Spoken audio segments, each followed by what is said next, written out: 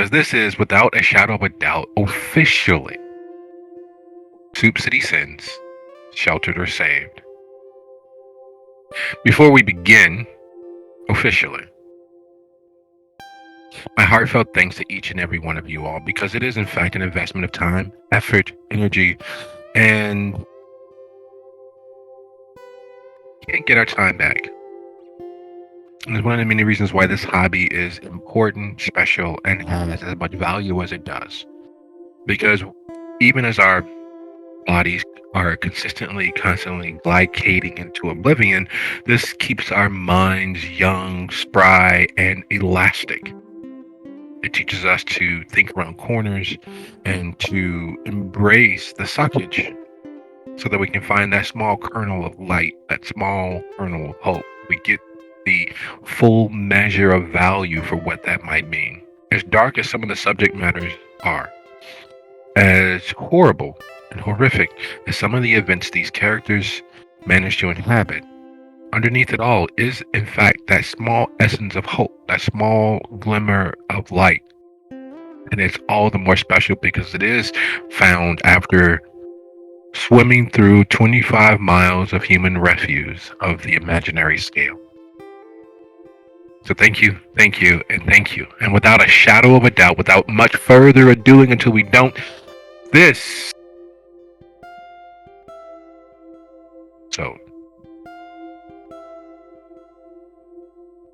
episode 9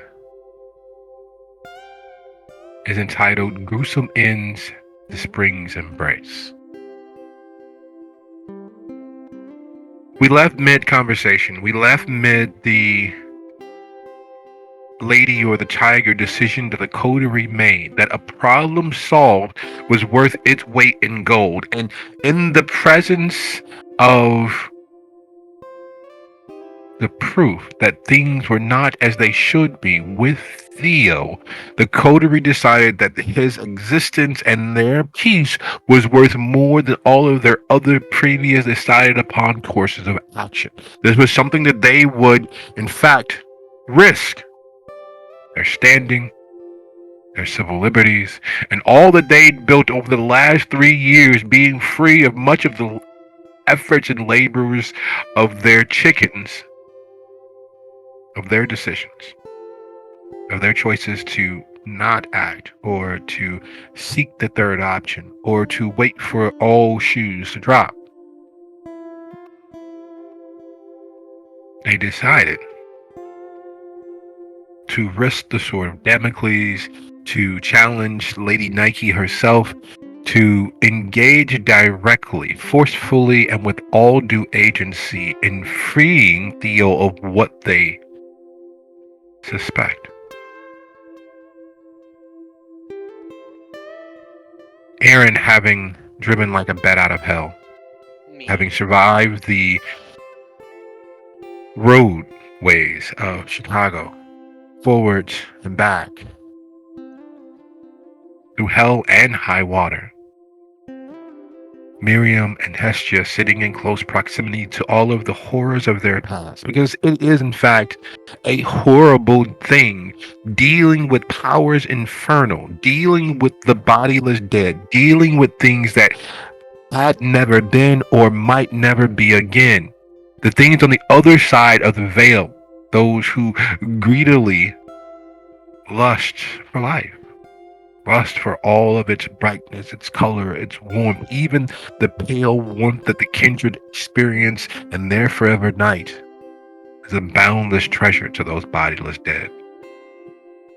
And that's where we are. Aaron having arrived with the ingredients, the spell work having been laid out for the ritual, decisions ahead of them. Because at the end of the day, there is in fact still very much a decision. Because just as each of their experiences before now prove, decidedly because change is what was, deciding to do a thing is not doing it until it is in fact done.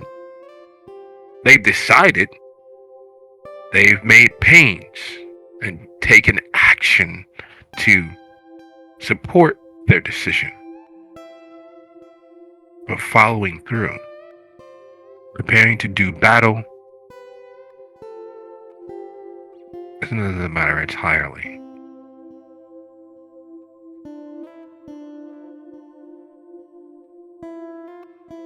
So we pick up moments after Aaron making his way back to the southeast side, back to directly across the street from the South Shore Country Club cultural center now. But it is still, in fact, very much the same country club that it once was, with a different face. Supported not only by the system of wealth and the disparity of the American society, but in the worst sort of joke, it is supported by charitable donation from its donors, the rich, elite, the wannabe, wealthy, the new rich, the old money, and the Chicago municipality. Entrenched, established disparity of wealth on display for some of those who would never, could never, won't ever.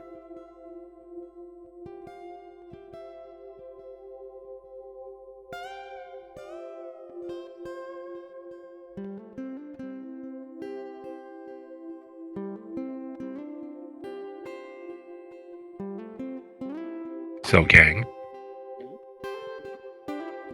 what is it, if anything, that we are doing? I believe from my last memory, this specific conversation, Aaron had shown up and showed the Rock of Damocles, as it were.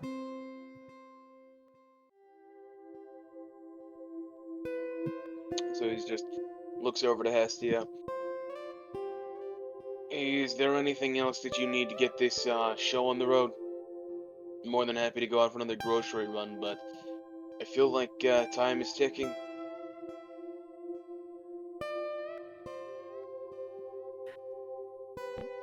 If there were anything else, it would be absolutely easy. But we don't have that kind of time. He does not have that kind of time. This possession or riding of him is going far faster than anything I've seen before, even with Miriam. Miriam's took time to notice, and we barely noticed it. This is taking far too quick. So I am going to have to make a probably terrible decision.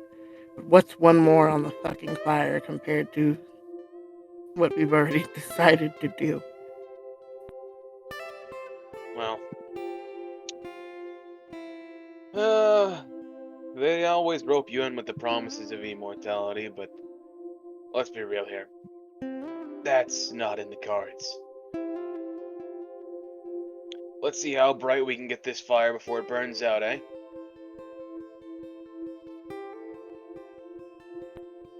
Yes, looks at Miriam. Delightful.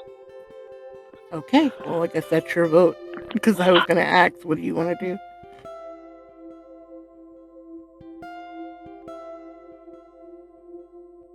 I mean, if you're certain that you don't have any magnets, that'll work. No, it has to be handmade, cold, forged iron. It's very specific about that. I can fudge some of the other things, but this is the most important ingredient because it's what lends the strength to the binding and the pushing out of whatever I'm warding against.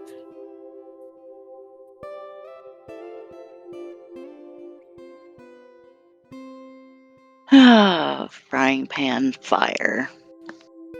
It's Tuesday, right? It is certainly a day, yeah.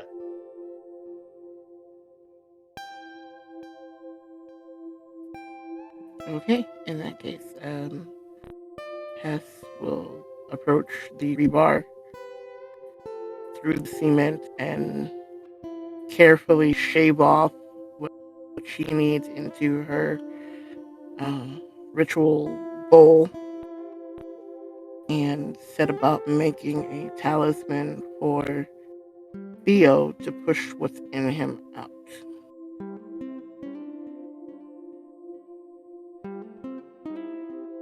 So there is a idea that most Americans have when they think about spell work, right? When they think about magic, when they think about all of the fictional ideas of magic. Very seldom would the idea of a power tool factor into that. But as you all watch Hester taking her like actual Dremel grinder and grinding off flecks and bits and pieces and small granules of iron, it is impossible to correlate the two things as to being the same idea you had in your head as to what watching magic happen might seem like. Metal on metal, the sparks dancing across the space in front of her. It is an experience. Luckily for Hesha, she is in fact in a single standing home versus all of the other apartments around her home, versus all of the other 2 flats, 3 flats, 4 flats, the courtyards all around her. So the sound, while carrying, doesn't quite disturb the neighbors as much as it would if there was a wall only as thick as a 2x4 between this household and the next. And as Hestia begins grinding and working. Theo, would you be so kind?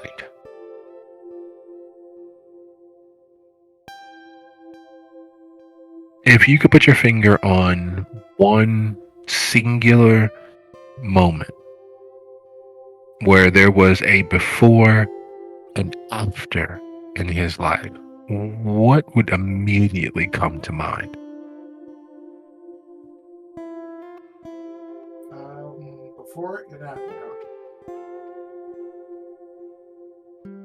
Probably the before would be where he actually had the street lights on State and Lake, which ended up bringing him to the attention of his sire, which brought him to the attention of the others, and which ended up making him, who he is. All because he hacked a street light. And therein lies the central conceit of the moment, the central underlying road that you're on. Who, in fact, is Theo? Who does he see himself as versus who is he actually? The before and the after.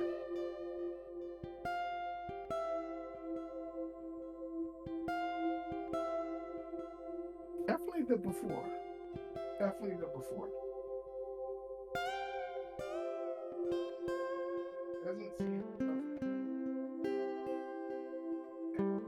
in a pretty darkness that kills and hurts. You really see that as he's more the guy who hacked the street light just for the shit. Just pretty much for the name and to cause car accidents just because he was bored.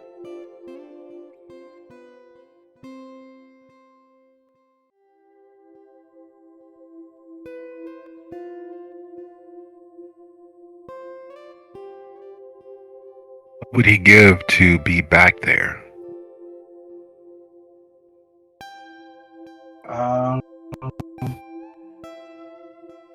You would give a lot to be back there, to being back human, no more hiding in the dark shadows, no more eating people. You would give a lot to flush this whole nightmare down the drain.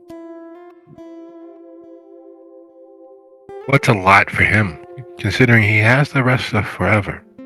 What actually is a lot for him? A lot of effort, a lot of time, of what holds value for him in getting back there. Because here's the question. If with a snap of a finger, He no longer had to worry about feasting on all of that glorious life's blood of another being. He never had to hunt for the life's blood of another being.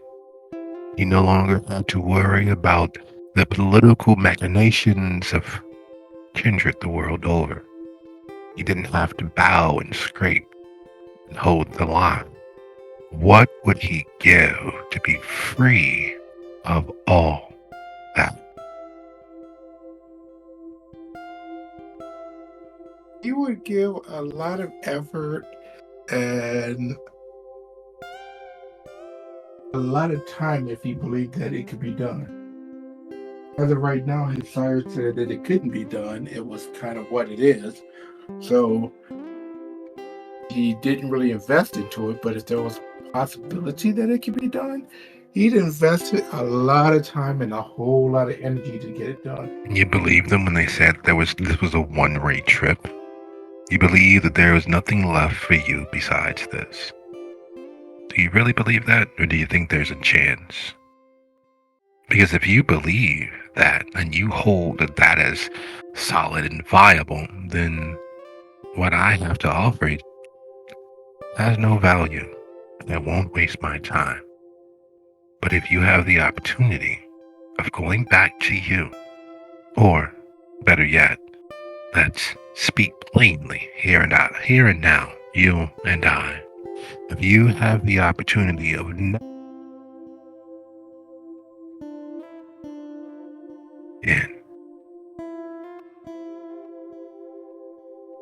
would it be worth your time? Would it be worth your effort? It would. I'm listening. How do you know that it works? And what do I have to do to get it to work? Well, my existence here is proof that there are other worlds beyond this one. There are other places beyond this one. There are other existences beyond what you currently have. And I'm here with you without anyone else being the least bit aware, which is proof in and of itself that things can be other. And all that it takes from you, all that it demands from you, because there is a demand on fair exchange, is a yes. A simple, easy to say yes.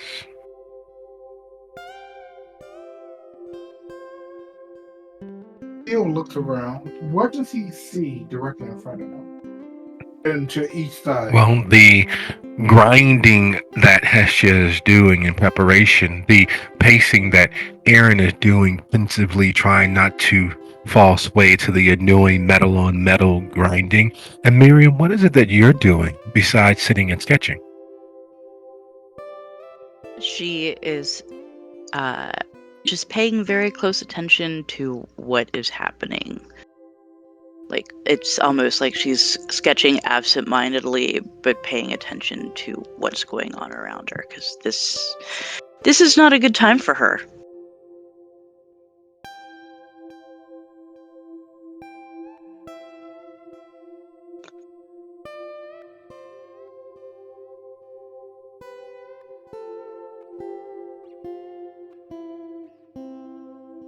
Hello?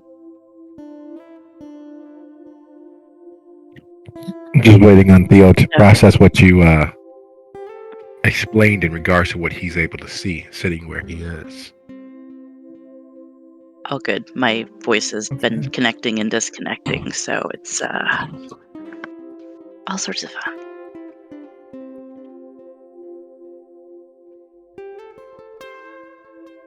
Theo asked the voice, "What is your name?" Names are for friends. This is business. What would you like to call me? What would you like to call your salvation?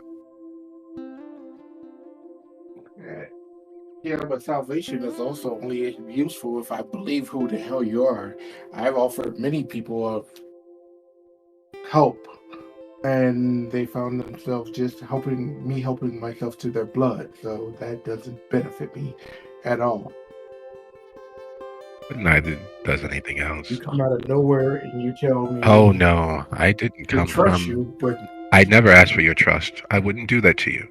You know, people who ask for trust, you know, people who insist on asking for trust and needing verifiable insurance policies, those that you should never trust. I didn't ask for your trust because I don't need it. exactly. You don't have to believe in me for me to believe in you. You don't have to believe anything. You could, just like now and every instance before, lie to yourself, delude yourself, paint an illusory picture for what is actually at stake. That's entirely your right and your liberty, your freedom of choice. I've outlined what I need from you. Because these things, these agreements, these understandings demand your agency, demand your word, whether you mean them or not. The universe, this universe, and all of the others connected with it depend on you saying yes or no. Saying nothing leaves other things out there to decide for you, to choose for you. But you Storyteller, haven't taken a stand one way or the next. do we hear his side of it? I know we wouldn't hear the voice, but do we hear Theo? He's just looking around the room, sweating rivulets of ink stained, betayed, infused sweat. Kindred don't sweat, yet there he is.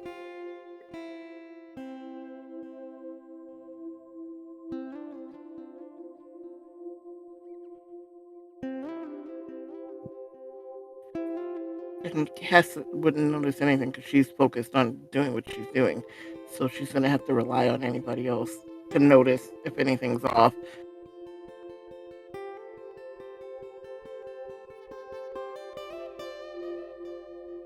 Yes.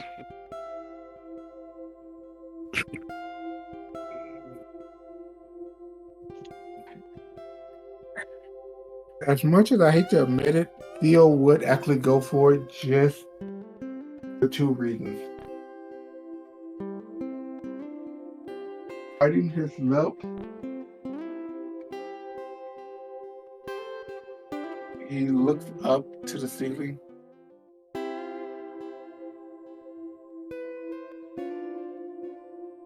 Yes, how do I become human? Wait, How do I get rid of this filth? wait, is he, real quick, I just need to double check. Is he saying this out loud? No, he's sweating and looking as if That's he is why high on morphine. Alright. And there's not really a method by which the pacing Aaron can... Yeah, there's not really... I can't glean that an internal monologue has happened. Except for the looking around, I don't know.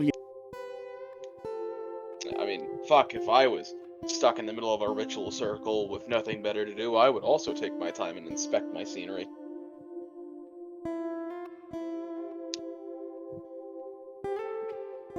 And just kind of, as Theo looks up to the ceiling, and just...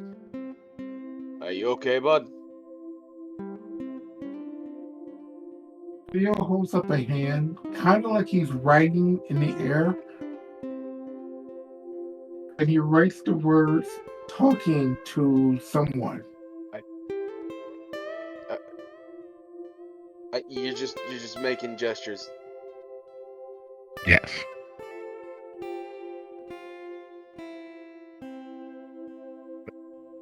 Not that you believe he should know, but he definitely is flipping you off in Cyrillic, as best as you can tell. Alright, well, you have fun with whatever it is you're doing. Nasty, what's the ETA?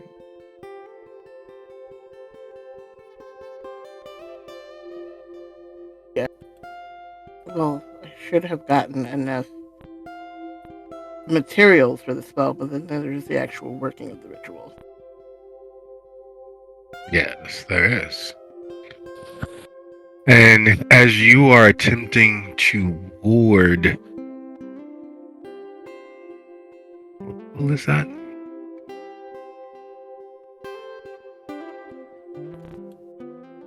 Warding Theo? What? You're attempting to ward a jacket, or you're attempting to Oh. ward a. She would have grabbed like a empty necklace or something off one of her shelves and put the magic to that so that it's something for him to wear.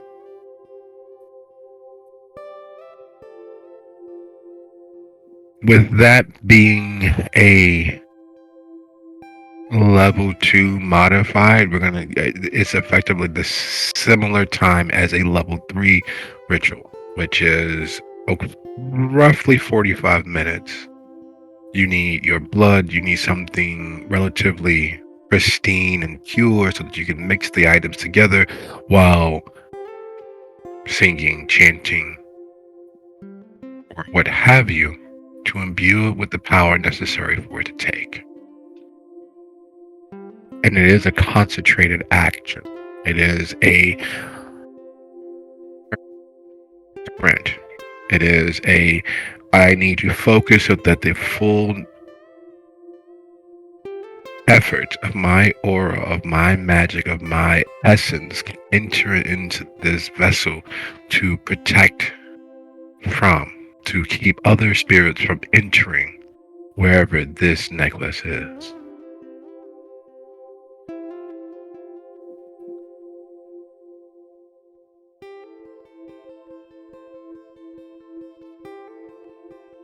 While you prepare, gather your implements, make your initial effort of gathering things, make sure everything's pristine.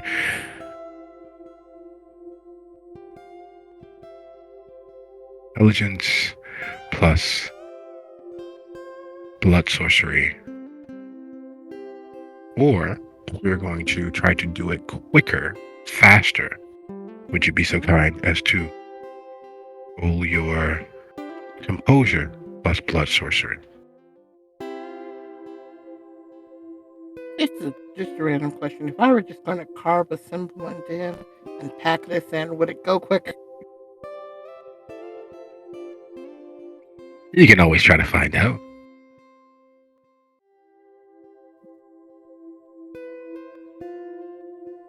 You can give him a tattoo on the bone of his being. Of course, you would need someone to hold him down and make sure that he can't lash out or otherwise screw up the process. But luckily, you have two friends and associates. Well, two associates and two coterie mates who are sitting right there.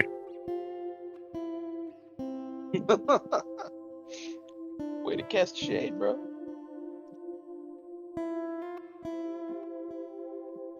What was the first dice pool choice? Intelligence plus blood sorcery, or composure plus blood sorcery.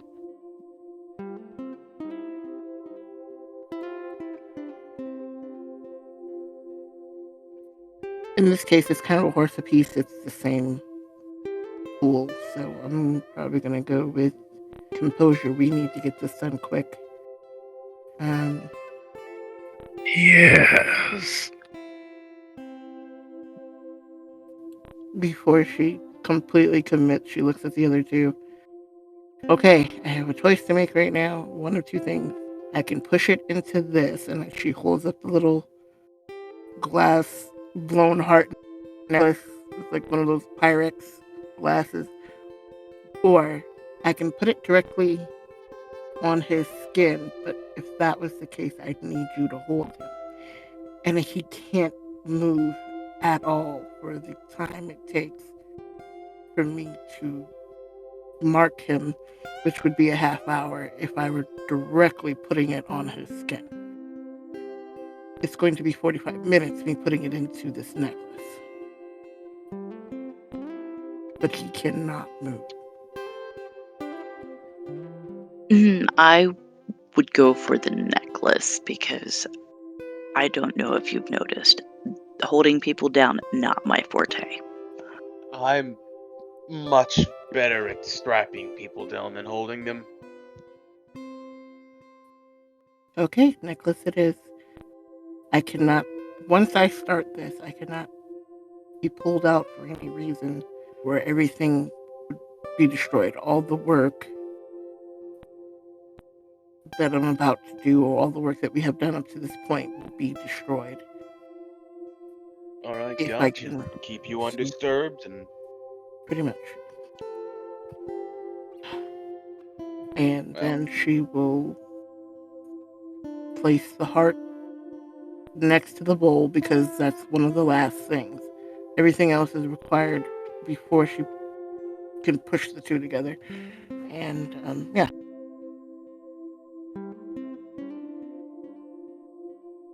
works for me.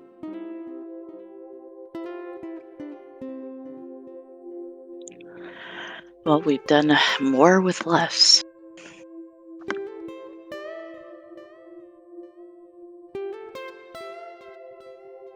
Yes, you do. Go ahead and make that roll when you get a chance.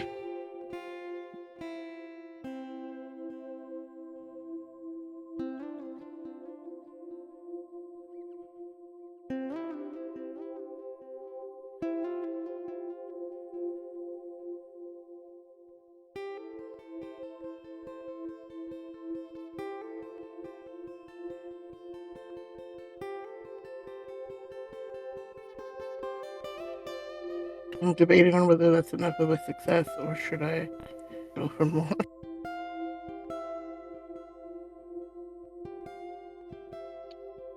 It is entirely up to you. Oh, wait a second.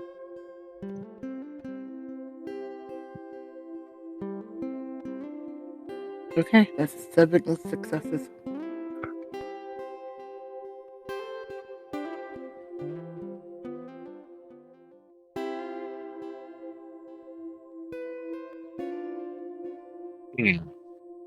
So, as Hestia sets to work,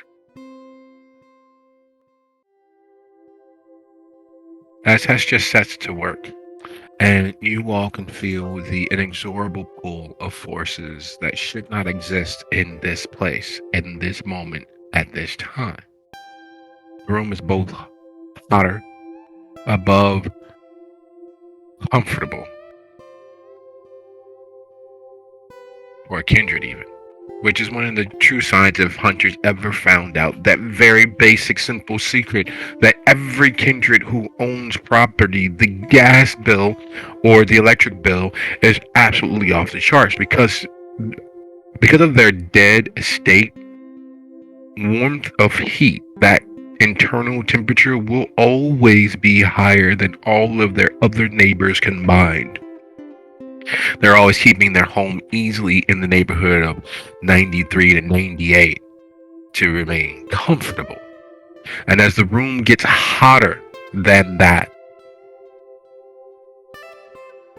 and you can feel a chill along your spine radiating out, as if something is attempting to pull the soul of you from your belly button.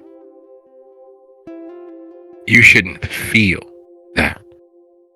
And as the weight of that combating temperatures ripples along the skin, you watch as Theo stands, his jaw locked in a grimace of not pain but resignation. Because here's the truth of the matter, Theo. For everything to settle into place, for your opportunity of freedom, whatever is happening in the here and now can't be allowed to happen. Otherwise, well, there won't be any freedom from the pernicious politics of kindred society. There won't be any freedoms from hunting the mortals around you. There won't be any freedoms from having to stare into the slowly cooling face of a victim. If Hestia succeeds, you will have lost that opportunity.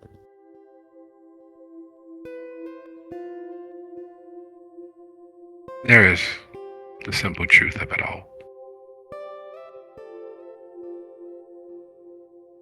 And as you have that knowledge, Theo, and as you channel your strength into this ritual, Hestia, the battle of wills that takes place in this moment is undeniable.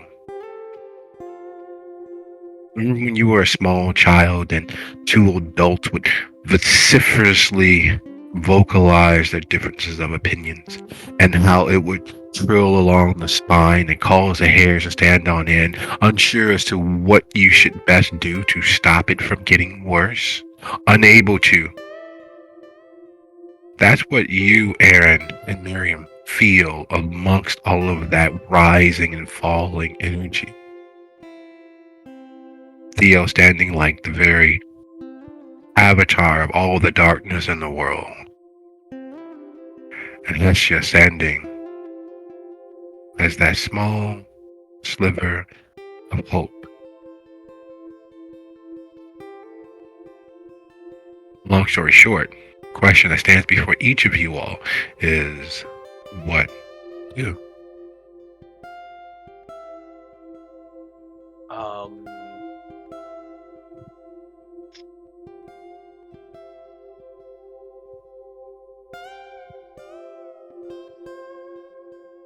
Not really that great at keeping people down, not gonna lie. But I guess I'll just start talking to him as he stands up and starts moving. Just, hey man, I thought we agreed that you'd be sitting still. What's up with this? He starts like moving to interpose himself between the working Hestia and whatever Theo's up to, in the off chance that perhaps this writer situation has become a lot more driven.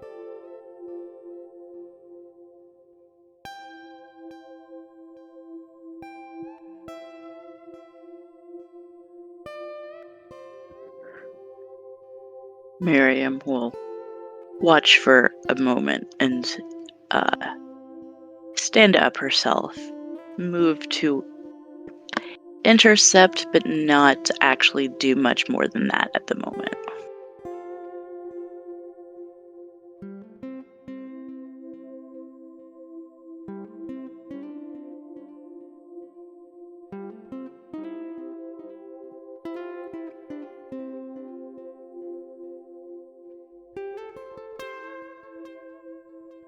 Just kind of takes a step forward towards Theo. Just hang out and relax, okay, buddy?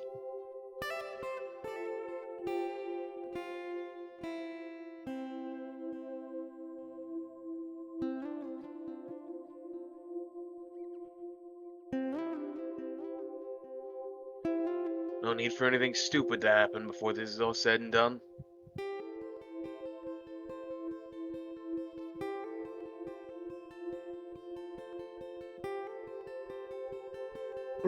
Do I hear Aaron by any chance?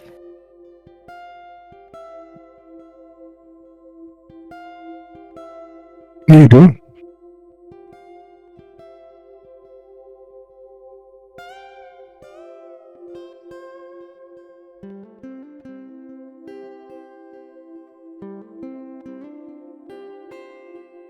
He looked at Aaron. Actually, I'm waiting on your roll, by the way. I made a roll.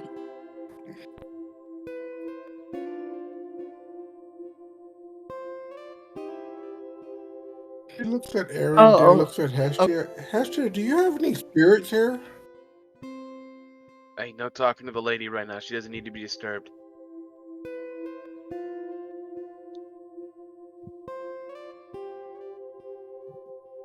If you were to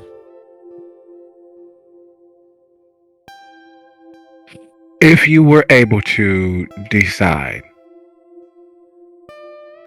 of 3 individuals in front of you, Theo, and one of them has to go,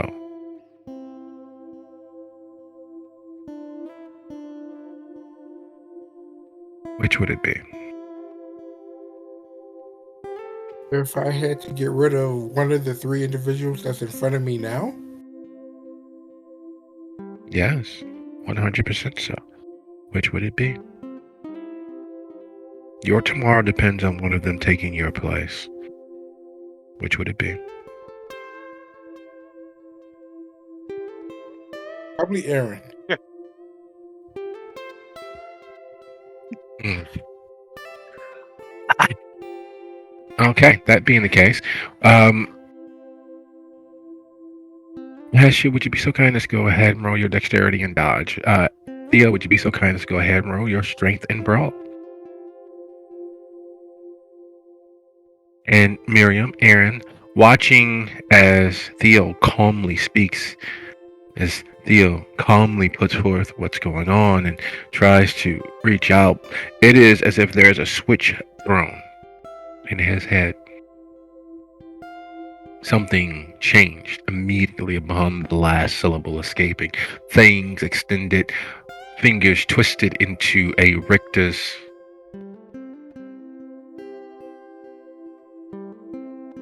Death mask as he lunges for Hestia.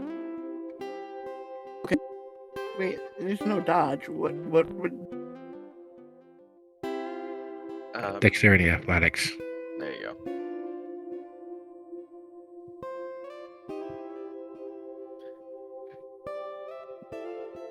I know that might be a foreign term to you book types.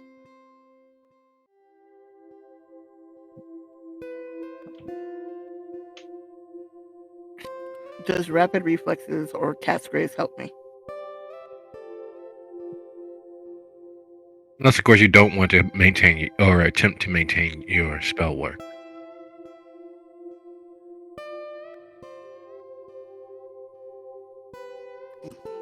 I'll leave it the pool the way.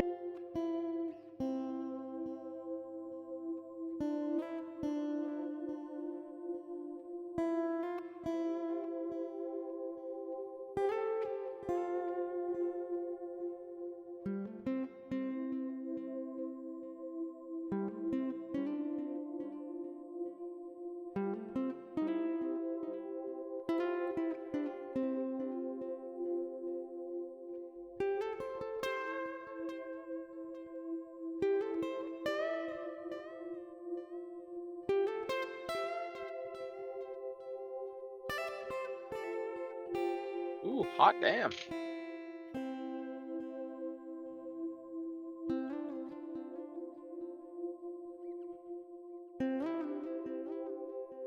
That's pretty impressive. That is hugely impressive. Would you be so kind as to click that reroll failures, please?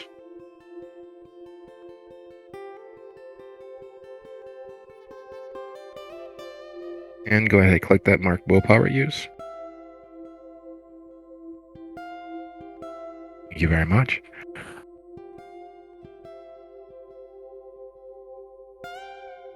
Here's the problem.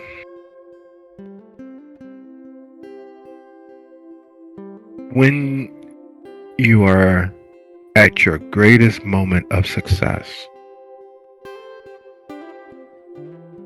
for those of you who have Southern Christian experiences, when the devil is at his busiest, you know that you ain't doing absolutely god awful shit when the devil don't come looking for you.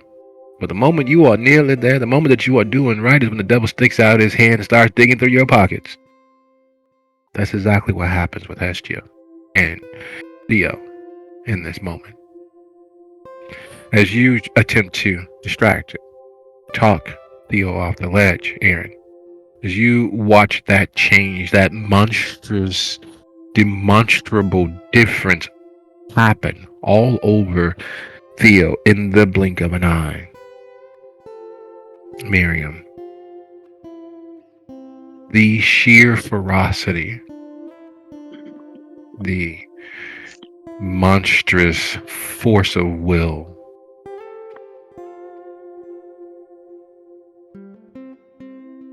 the thing to behold. And spilling all manner of things, knocking the concrete Mjolnir off of the counter and covering the distance in the blink of an eye. Theo is locked in like a heat-sinking missile. And Hestia backing away, very barely missing the corner, trapping herself between him and the collision with the wall. As she continues focusing, she continues chanting, as the enunciation of that Aramaic, Ethiopian, Khoisan, and Latinized pronunciation gets melded together into this soup, this melange of just sounds that conveys the idea of sanctuary, the idea of safety, even amidst all of the clatter and turmoil of her physically being accosted. The concentration necessary to do so is otherworldly. Knowing it's possible and seeing it happen are two different things entirely. And as Theo, who, as you all know, is not a physical person, he's the hide just out of view. He's the always there but never relevant. He is the ghost, the absence of a person, the chortling laughter of children in the dark. Yet seeing his back bowed with savage intent, seeing his eyes glinting with a light that doesn't come from anywhere in this building, is a thing to behold.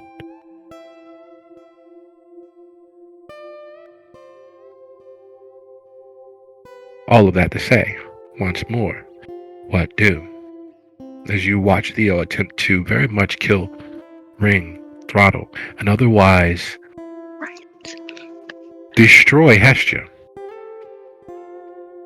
Yeah, that just won't do. She is going to do that darling little dancer run and attempt to grab him around the waist and pull him into a waltz. Forceful dancing. It's worked Beautiful. before.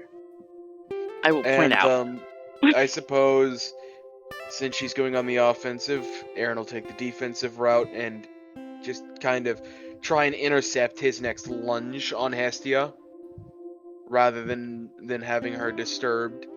Just body block and control and divert.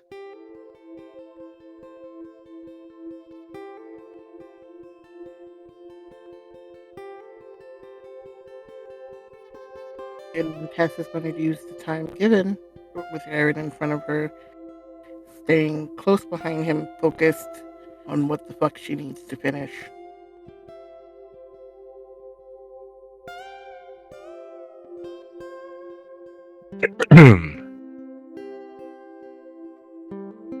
Theo, would you be so kind as to set the DC for the scene with your strength plus brawl plus 2?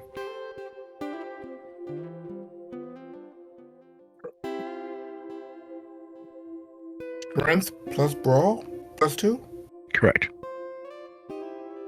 Ooh, that ain't good. It's okay. It's okay. You can literally just type roll and then strength plus brawl plus 2, and it'll do the math for you.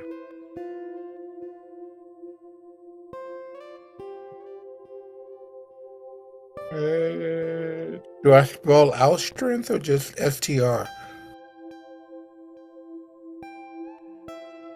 Right, STR.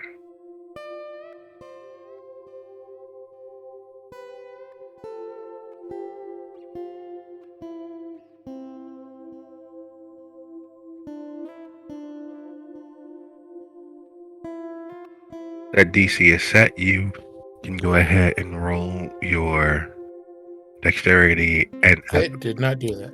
you can go ahead and roll your strength plus athletics. Is the roll.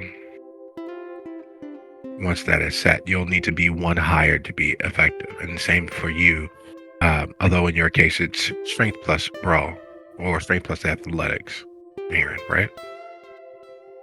Strength plus brawl or athletics. It's entirely up to the storyteller on that route.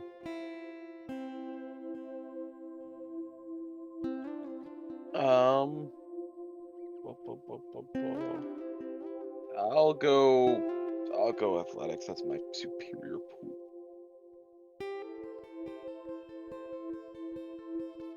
So what's the DC? DC says.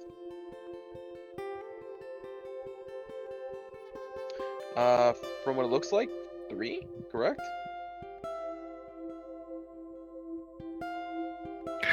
I'm waiting on Theo to click the button. Ah. The clicky clicky. It didn't. It clicked on my side. Give No, her he's wanting another- you to re-roll another- failures because whatever's controlling you would not Yeah. let that stand. All right, DC 4. Well, that's to be even more because he got even less. What?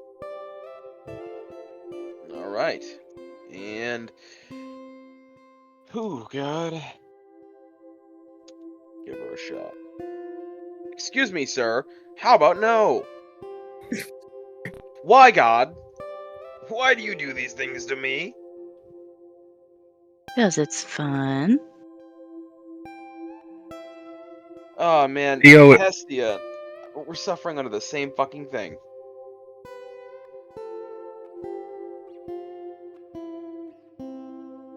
I was gonna say, with him blocking, do I get a +1 or does that not count? We're waiting on Miriam's roll. Mm-hmm. Sorry, I was breaking up again. What was the roll for me? Strength plus athletics.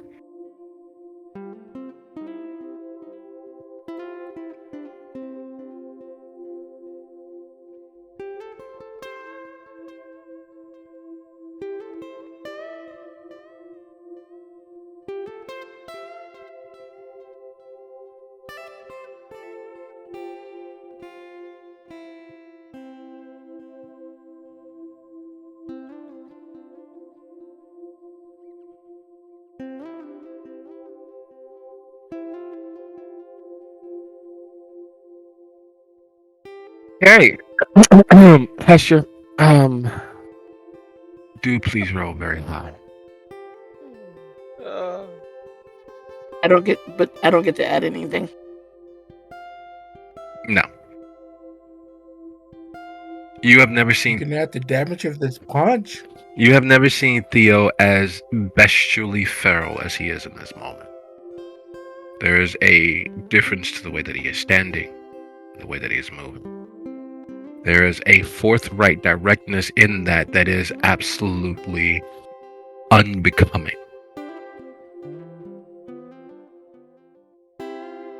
It is not the same. I'm going to keep an eye on this little motherfucker that you've grown accustomed to seeing out of the corner of your eye. It is not the same cheekily, troll-like, giggling glee at others' misfortune that you've grown accustomed to ignoring. It is not the sneaking up and popping out at the nearest shadow that you've taken for granted.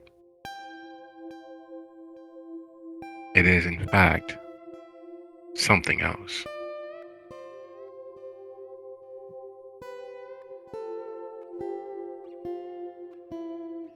As you again slip past its guard, get out of the way, just in time as Miriam and Aaron bounce off of it, each seeking to get purchase and put themselves in the path of things, each attempting very much to assist in protecting you so that you can complete your task.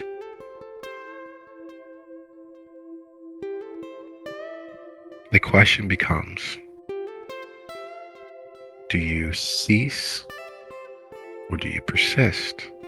Because whatever it is inside, piloting him as if he was a Gundam, has its aim set on you. And while you consider that, and while Aaron and Miriam consider how best to stop this suddenly galvanized Theo, as you watch from the comfort of your recliner, deep in the uppermost corner of your mind, your eyes like two huge IMAX movie screens in front of you as you watch on your screen you attempting to throttle Hestia. What do you feel?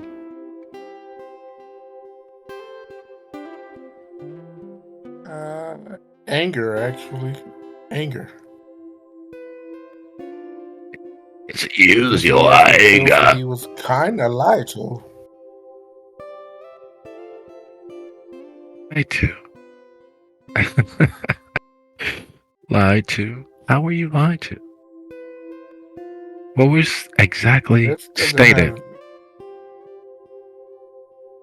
He would be free of vampirism. This isn't freeing him of vampirism. This is doing the exact opposite of freeing him from vampirism. Once Hestia's gone, there won't be anyone to revert you back or make it matter that you are kindred. Once Hestia no longer exists, neither will you. And if you don't exist, are you not free of the weight of vampirism? Are you not free of politics? Are you not free of all of the guilt that comes from hunting the living if you cease to exist? Committing suicide would get pretty much the same result. That's a read the fine print. Nah, he's pretty much at this point seething. And as you hear that laugh, that short moving, simple, straightforward, always defeats angles and circles and round the mulberry bush. Wasn't there a point in our little conversation where you were told all that was needed from you was the yes? You had opportunity to ask. You assumed. You counted on. You suspected shadows. Instead of understanding, great, beats circles. The shortest distance between two lines, my friend. And let's be honest, the little bitch deserves it, doesn't she? Look at all the many lives that she's tossed away. Look at all of the many potential forevers that she stepped on or stopped others from being able to help. How many agreements has her inability to act thundered? How many lives lost because of a fit of pique? How many opportunities to make a difference did she not take?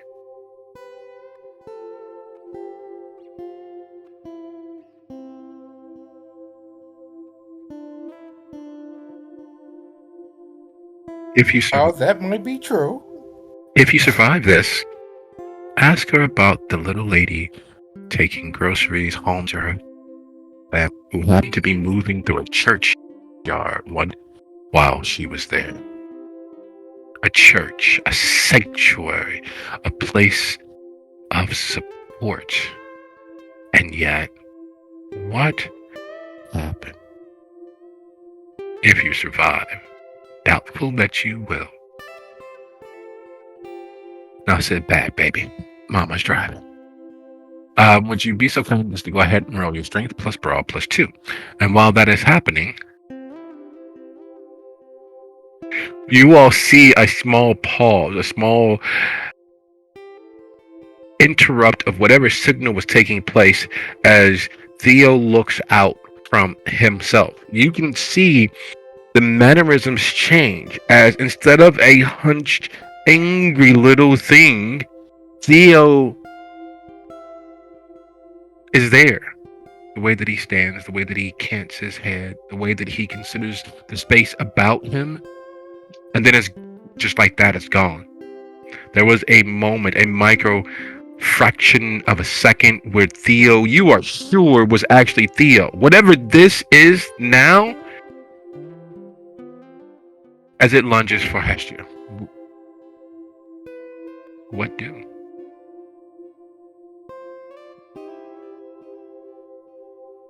Oh. Alright, so it has been very blatantly proven to me that attempting to bodily and physically harass him is simply not going to work.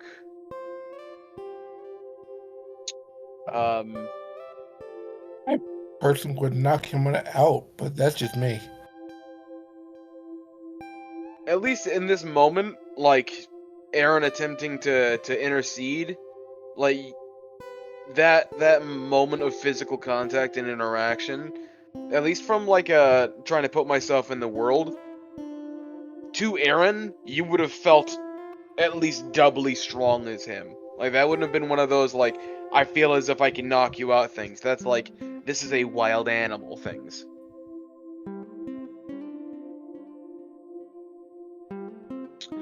I say knock him out. Alright, let's see what we've got here.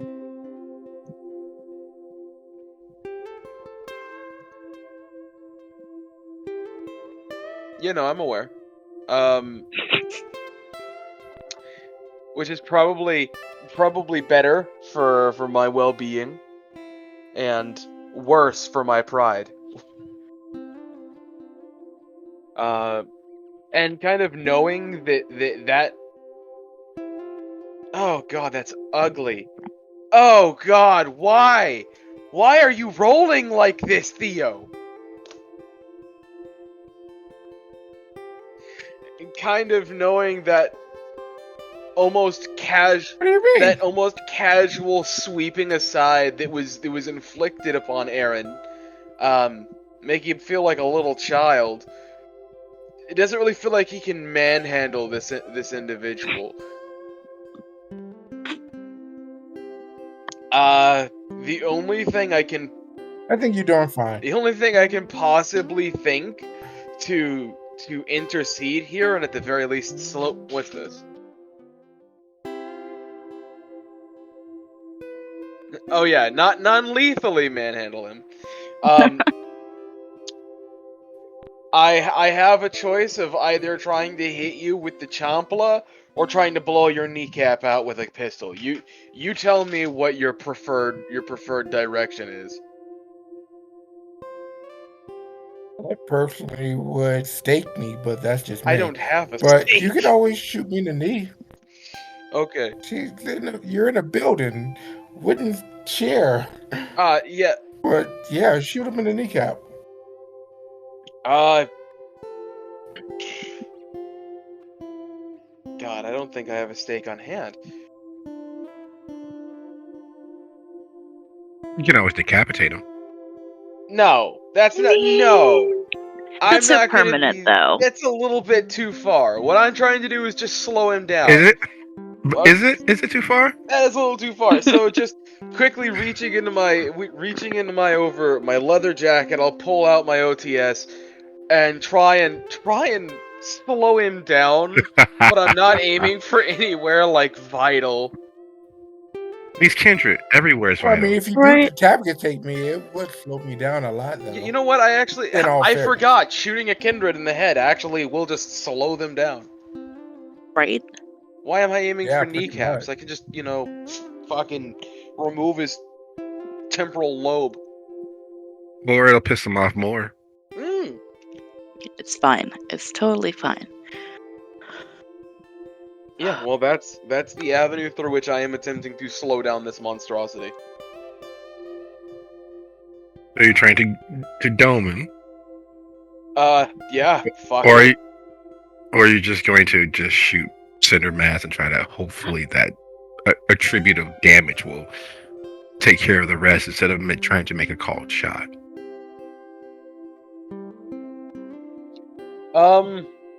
Shoot him in the head. No, I'm not trying to actually murder you. You sure? I think he's already dead. I'm dead already. He's trying to murder me. Alright. Oh yes, He that much is currently- clear. On his face, it's just feral, invigorated wrath. And it just, I'm gonna just start bang. Right? I mean, it's fine. Miriam tried to kill you while she was possessed too. I mean, You know, it is what it is. It's just a habit for you people. right? We It, get possessed it and try to kill is. Hestia. It's like a tradition at this point. It is. It is as That's if true. the spirits beyond, those left behind who haven't moved on, understand that your magical might holds the key to their continued servitude. By breaking the chains means breaking Hestia. All right, so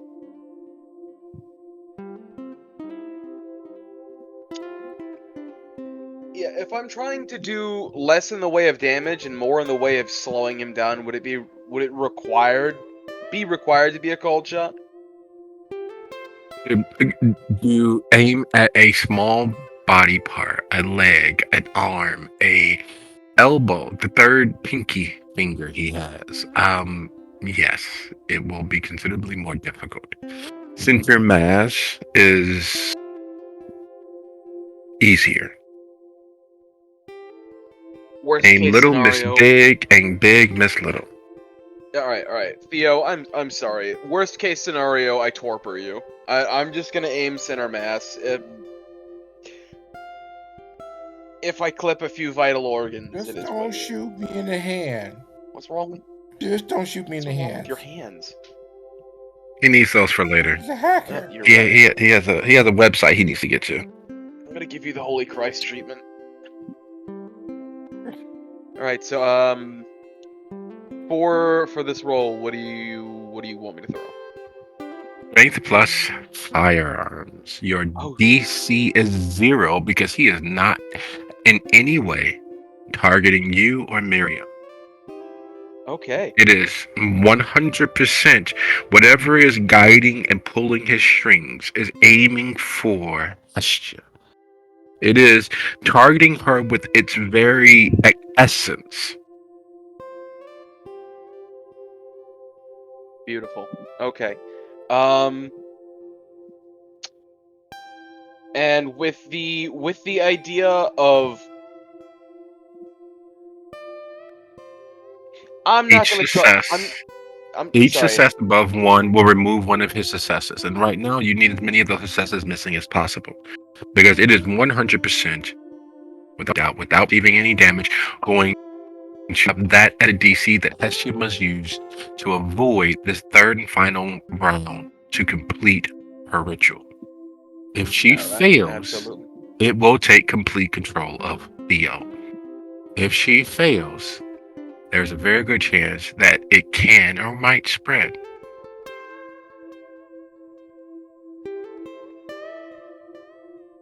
Well, Theo, you best join me in prayer. I have every Oh, faith come on in now, you. baby. All right. Well, I did my best. Yeah. This dice Your butt DC, doesn't like me. your DC is 4, Hess. Miriam, unless of course there's something you might be attempting that will in fact do damage to remove the DC that Hestia will be dealing with.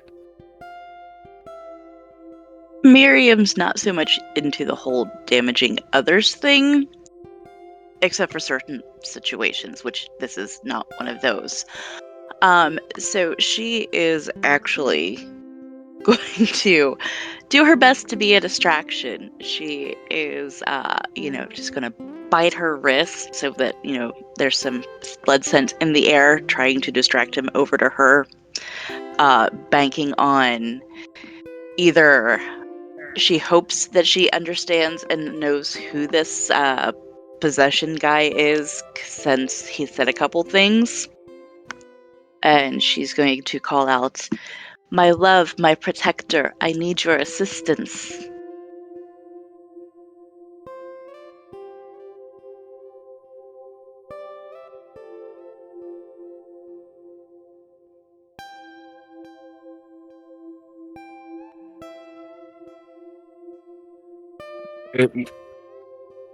As it is not a damaging attack. It is successful, though it will not cease his lower the difficulty that Hesha must beat for her for DC.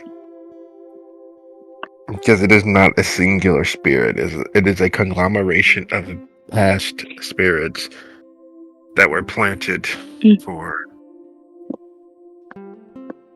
espionage I got against. Legion. Yes. Yes. I was hoping that little fact that as they shift and change and speak from various points of Mhm. view that only certain individuals would have bled through a little Yeah. bit more. But yes, No. It's she caught probably at least two of them, and one of them, has basically scented her blood because it was used in the paintings that she burnt. we don't forget the ever beating heart. And the ever beating heart.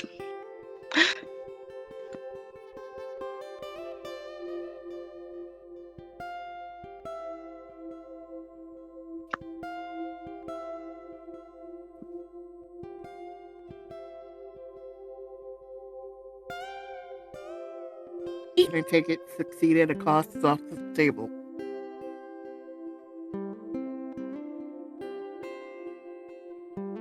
It unfortunately is. That would have had to be the first option, not a contested factor afterwards in this particular case, because it was a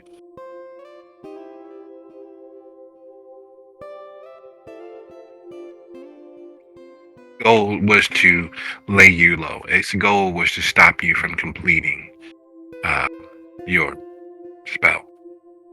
That's the reason for the unbridled assault, the piloting Theo like a Gundam to achieve maximum carnage. You are nearing the finish line. That blood, that sweet melon-tinted iron of Kindred Vitae begins to waft and mingle. Your Vitae, Miriam's Vitae. There's a portion of you, of each of you, that notices. There's not a portion of Theo that seems to actively care, as he is being piloted by things that no longer might gain sustenance and all of the feelings they need, all of the satiation they need from Vitae.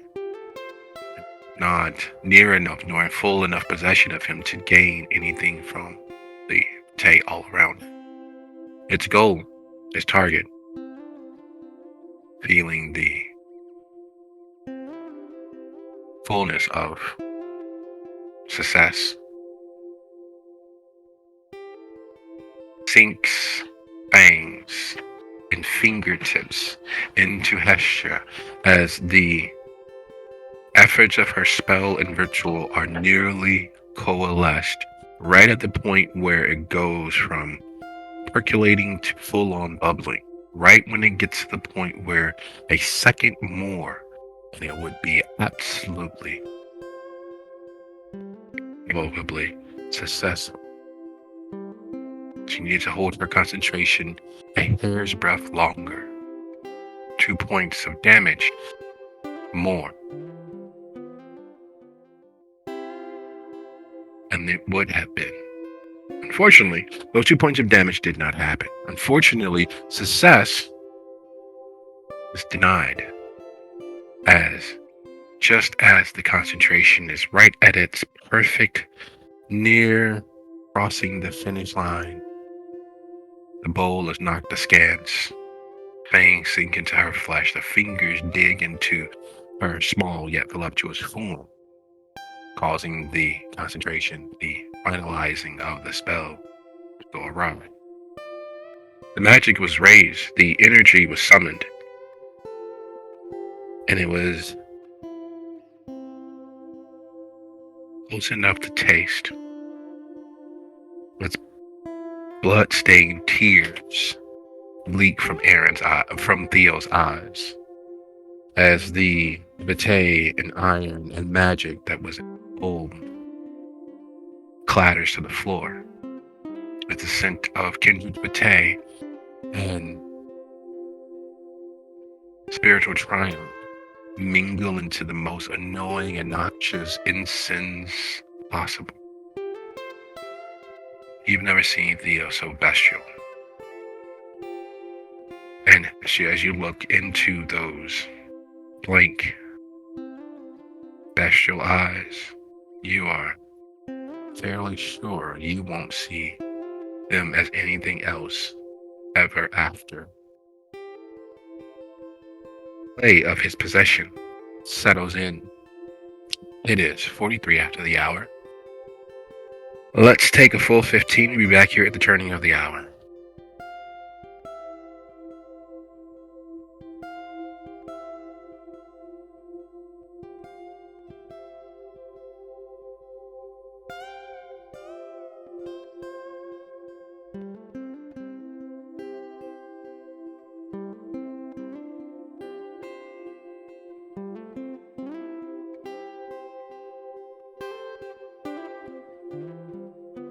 Wow, I forgot that I had not only independently muted, but had muted here on Discord. So, without a shadow of a doubt, we are actually back. Before we dive in completely, are there any questions? Any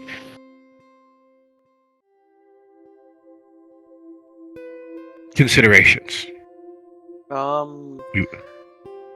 So the ritual has been disrupted. It is fizzled out, and as far as we are aware, he is now wholly under the thrall of this thing.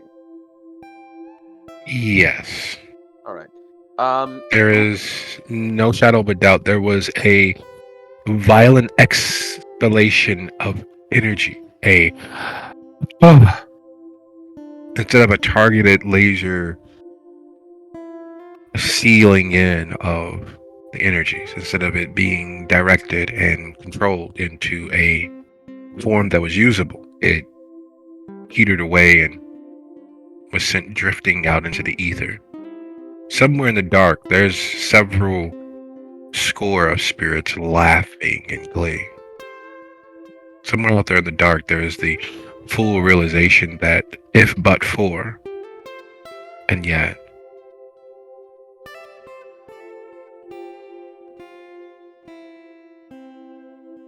Okay.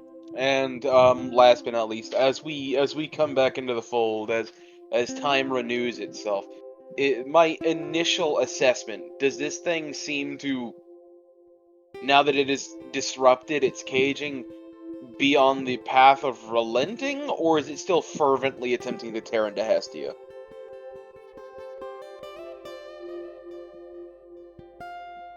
in the moment, with fangs sunk, fingers digging into flesh, it definitely looks as if all of the many horror stories about the American Pit Bull Terrier and their ability of their jaws to lock is definitely what you all feel happening. Theo, for the record, how tall are you?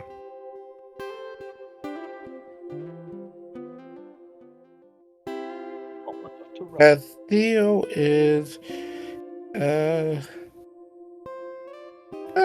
that's weird. I thought he would actually have it listed. Wait, there it is. No, we're saying he is not listed. 6'1". 6'1". Seems like a good height for a computer hacker. And how?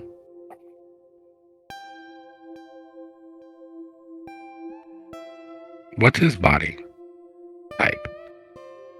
Is he an endomorph? Is he clearly muscular and overwrought with physicality? Or is he unassuming? Is he a stealth build?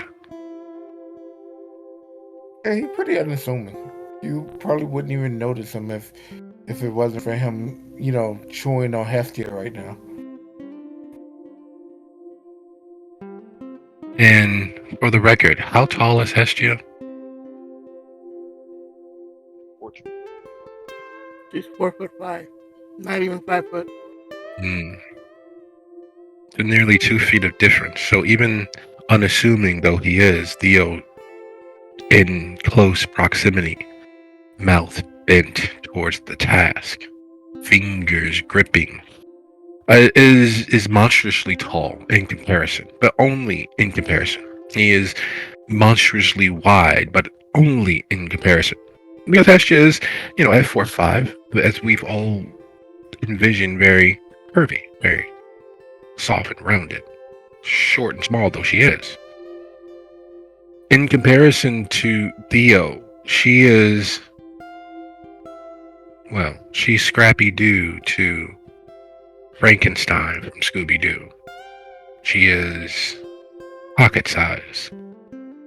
It makes Theo's strength and bestialness stand out in bas relief, carved into the firmament of your mind. There is literally a wolf having a snack of the nearest chihuahua before you.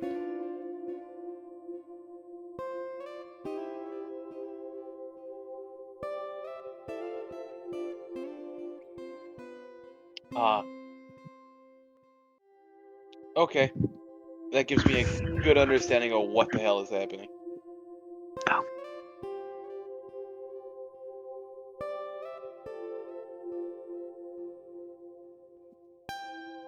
So, Hestia, is your favorite pokey stabby thing up your sleeve like normal?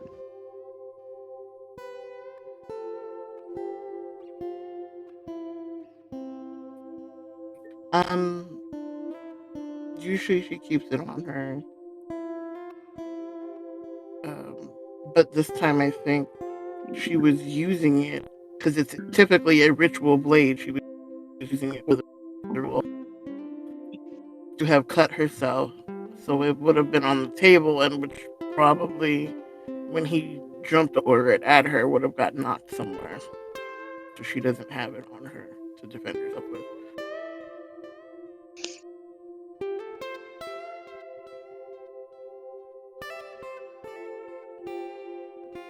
Noted.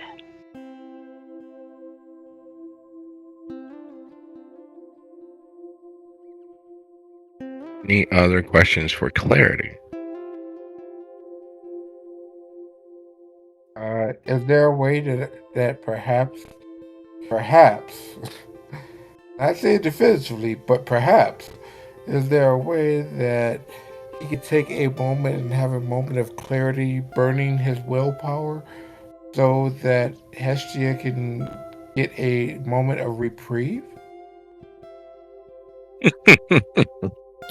So, you may always try. Here's the situation, just so that you all are aware. I will drive home one more time. A day late, $1 short in this particular case. But as far as assisting the ritual, damage is your only pause. It lowers the difficulty of the animating force, the animating driving force to continue waylaying Hestia. So if you found a way, cause yourself mental anguish, is there a moment, a thought that is painful to Theo that he can waylay himself with? You will lower the DC of whatever successes your body has at continuing to attack Hestia.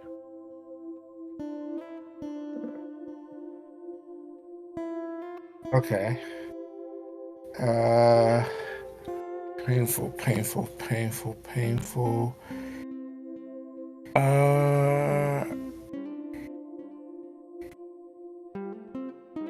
Theo thinks of the time that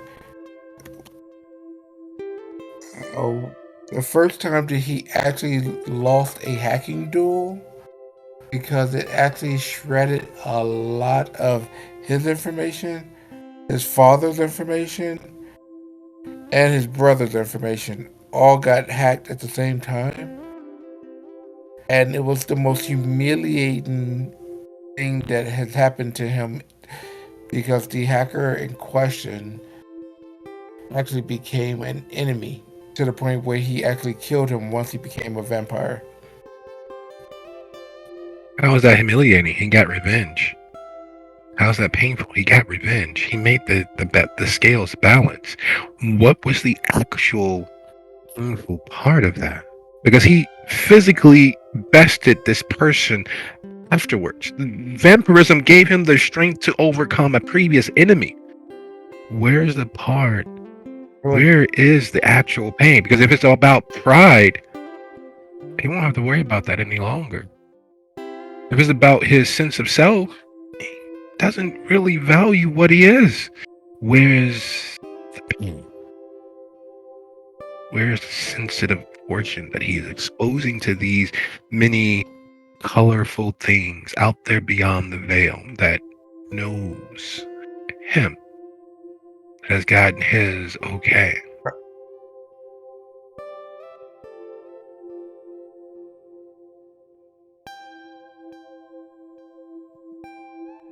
I think it's about pride, but okay, we'll go with something a little different. We will go with something a little different. Uh, mm, mm, mm. Uh, let's see, where could he find something that's personable to him?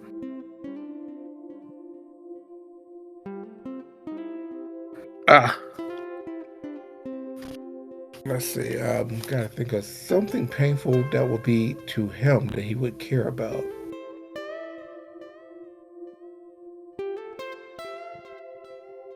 Okay. His merit of false love. He thought she was someone who actually cared for him, but it wasn't. And that would be something that would hurt him deeply and emotionally. Really? Yep.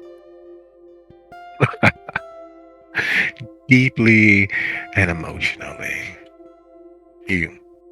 Which is why he actually don't like to be seen or interact with people, because she made him think that it was good, but it wasn't.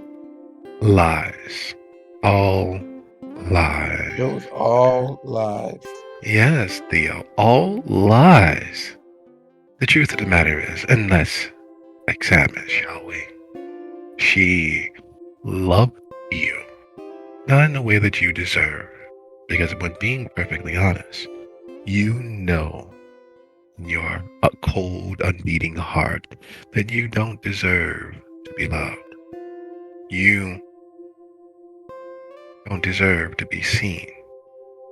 And while you lie to yourself that it is a matter of your choice and your agency,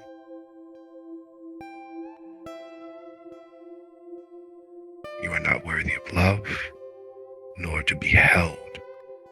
You, as you are, because you know you don't deserve the things that others have. Lie to yourself as if it is a badge of honor to be the troll, to be the boogeyman, to be the thing that others clearly loathe.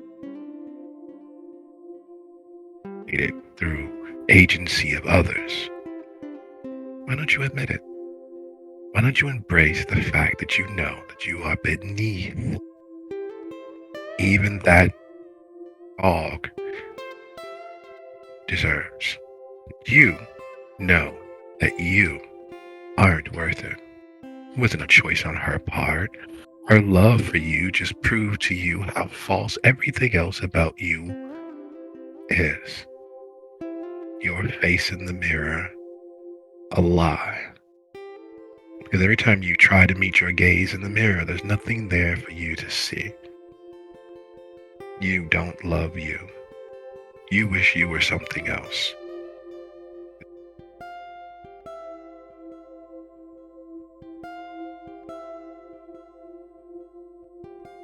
Fault and responsibility to experience that pain. your pain. Admit it.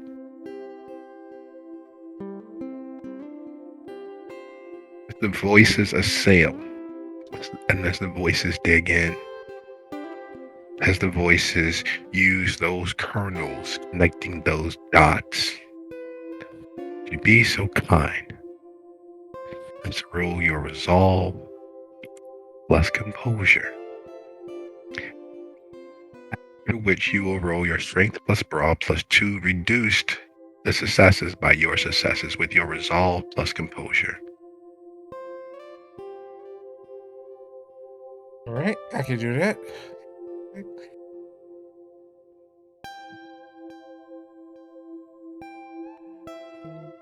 Three.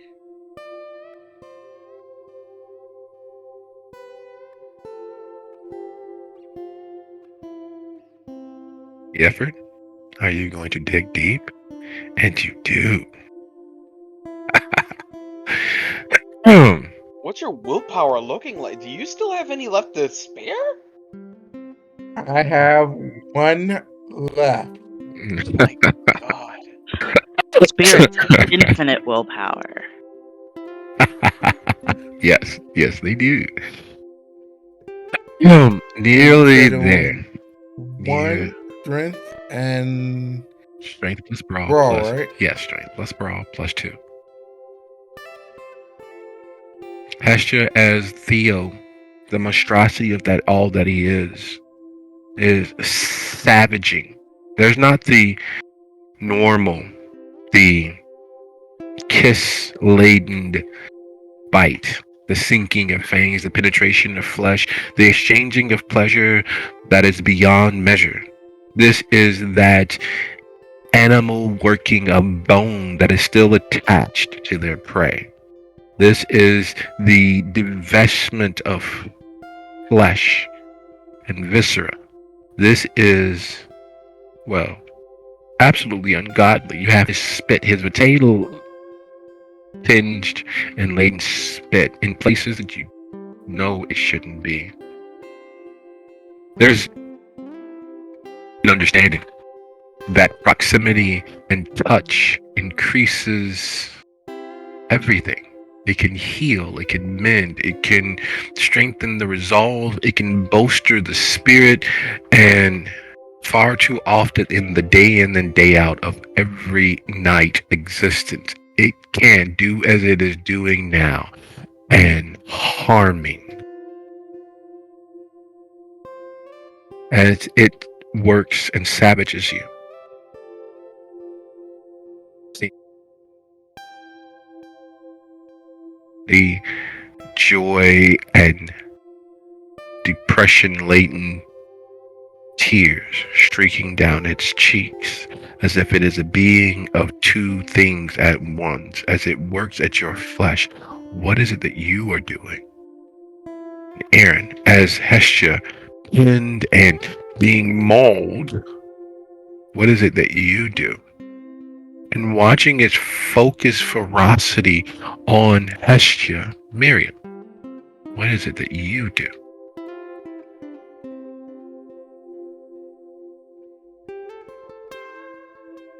Miriam's going to do what she really doesn't like doing and scramble and try to find Hestia's knife and give him a little poke.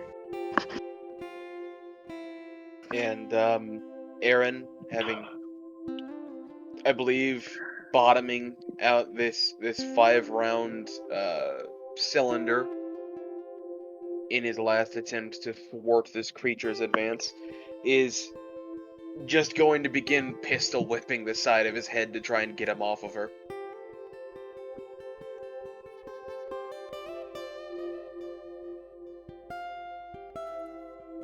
What Hester All right. right now is screaming and crying and fighting for her fucking life.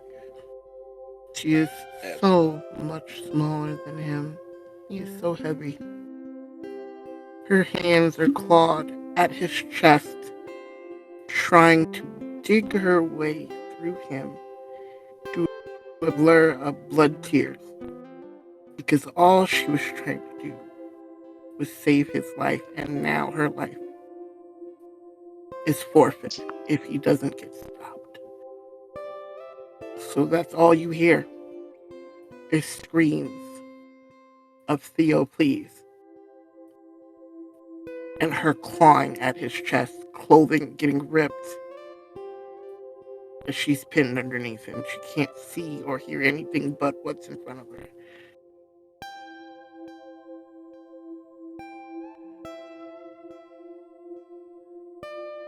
Okay, that being the case, would each of you roll your strength plus brawl, Aaron and Hestia? Miriam, would you be so kind as to roll your strength plus Malene?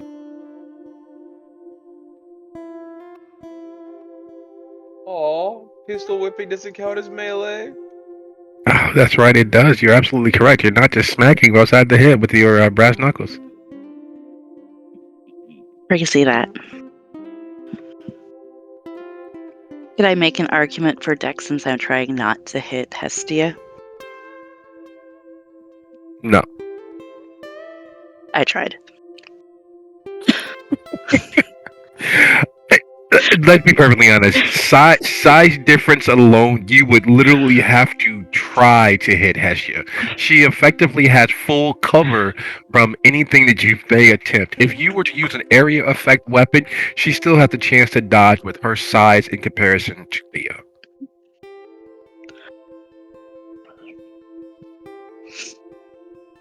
Can I make a possibility for dexterity? It's like, I don't know if I want to be stabbed. 3, 5, 6, and 6 is 12, which is effectively the successes plus necessary to bring low the Gundam piloted Theo. Like a puppet with the strings cut, Theo falls and slumps into nothingness. Inside his head, inside that space, he is watching through the glorious view of a 360 IMAX screen just for him. He's able to hear and all but feel the pain that is wafting away as it's done to him. His flesh knits and mends after each attack. His mind, however, is there for the prize. Estra's tear-stained voice calling his name. Not in the annoyed, "Oh, Theo," that he's grown accustomed to, that he's grown fond of, but in the voice of a child beset by darkness, knowing that no adult will come check under the bed, no adult will come turn on the light in the closet, no adult cares that the things in the dark are there.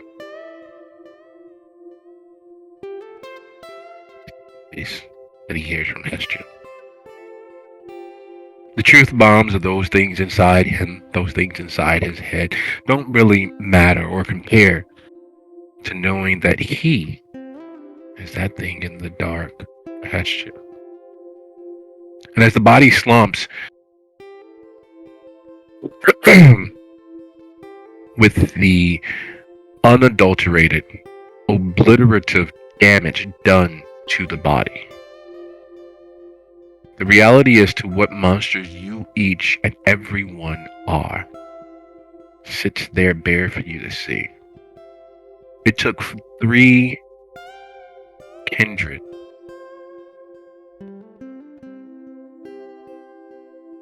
lay low 1 non-combative member of your kind.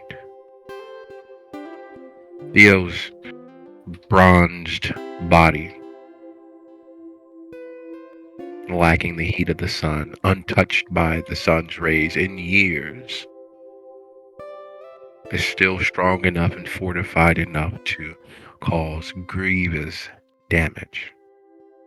Each of you, if possessed of the will and drive for a straight line, are capable of such endless amounts of carnage to everything around you all. Each of you individually are able to wreak ungodly havoc. Yet, the spilled vitae from the spell, the iron shaving, the magic dissipated, unabated, because of your kindness, because of you choosing to not.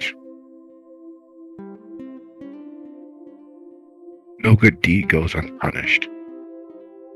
And watching Theo's body knit as his vacant eyes stare at Hestia's ceiling, the vitae tinted tears streaming down his cheeks, an autonomic response to whatever's going on inside his head.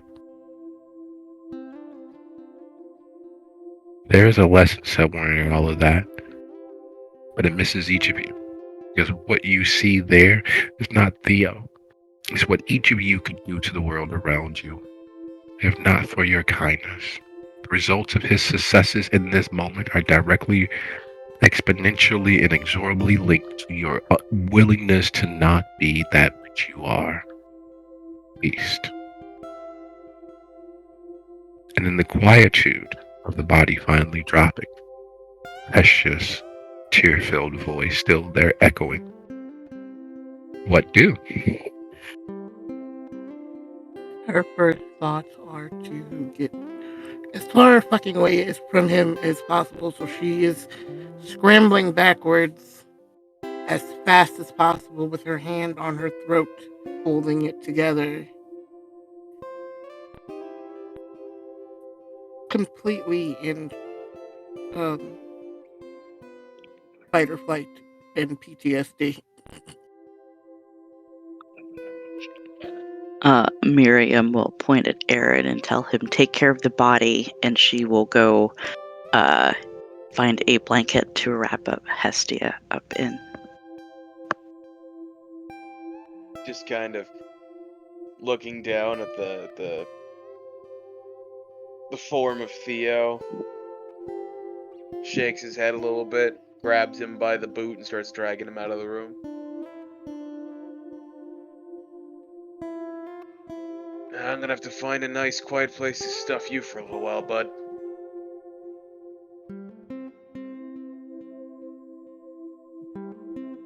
And Theo lays quietly, trying to not disturb anyone. There's the beautiful, calm purgatory of your own thoughts.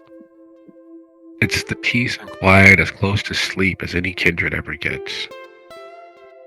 And yet, it is the opposite of peace for most kindred. Alone with yourself, unable to escape that space, is usually an unenviable hell of one's own creation. Normally it's lonely. Normally there's the isolation, the feeling of the world around you, the sound of the world around you, the scent of the world around you. Normally. But it's not normal now. Because Theo, you aren't alone.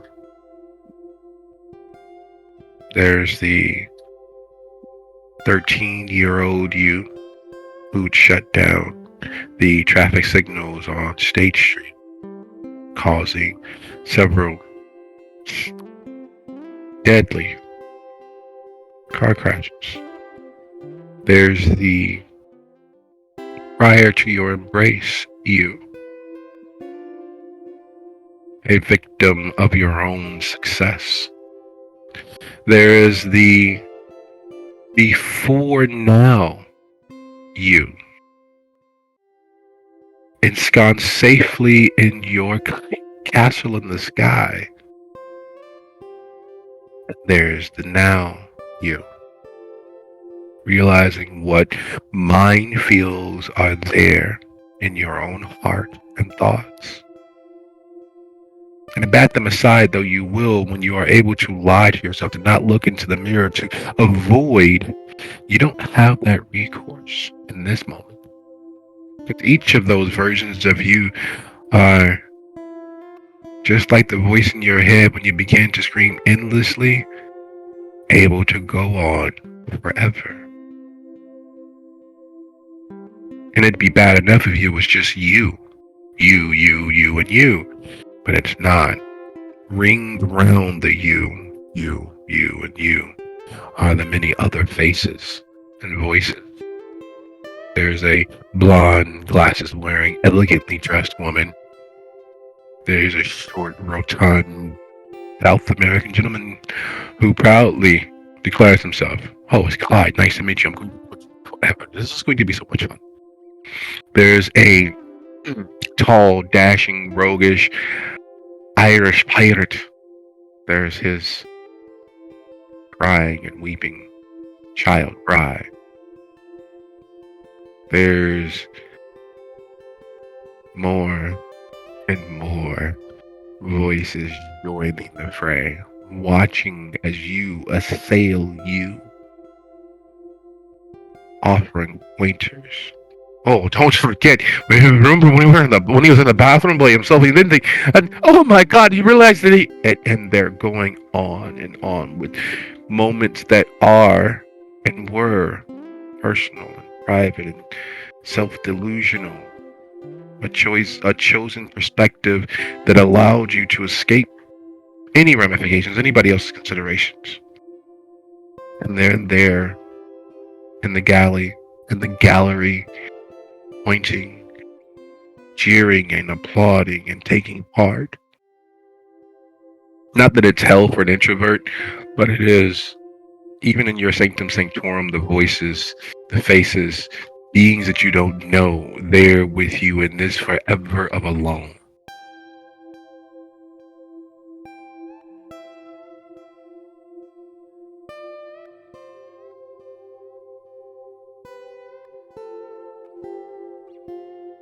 And as they cajole, they go on in your private little hell. Aaron, there's no reason in torpor for there to be any moisture or liquid leaking. There shouldn't be any left. You all did a fucking job. You all did a fucking number. Yet as you drop the body off, the tears continue moving. It's clear autonomic response is one thing, but this is very much, you've seen stigmata before. This is almost that, save it is solely from the eyes.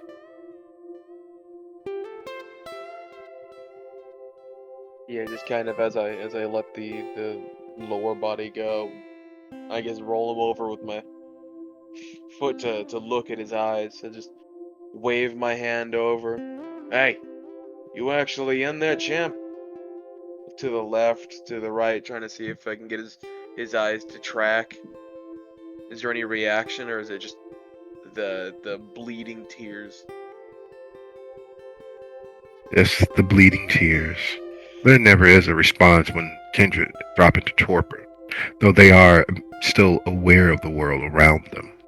It's one of the many tortures that were used for non-penitents.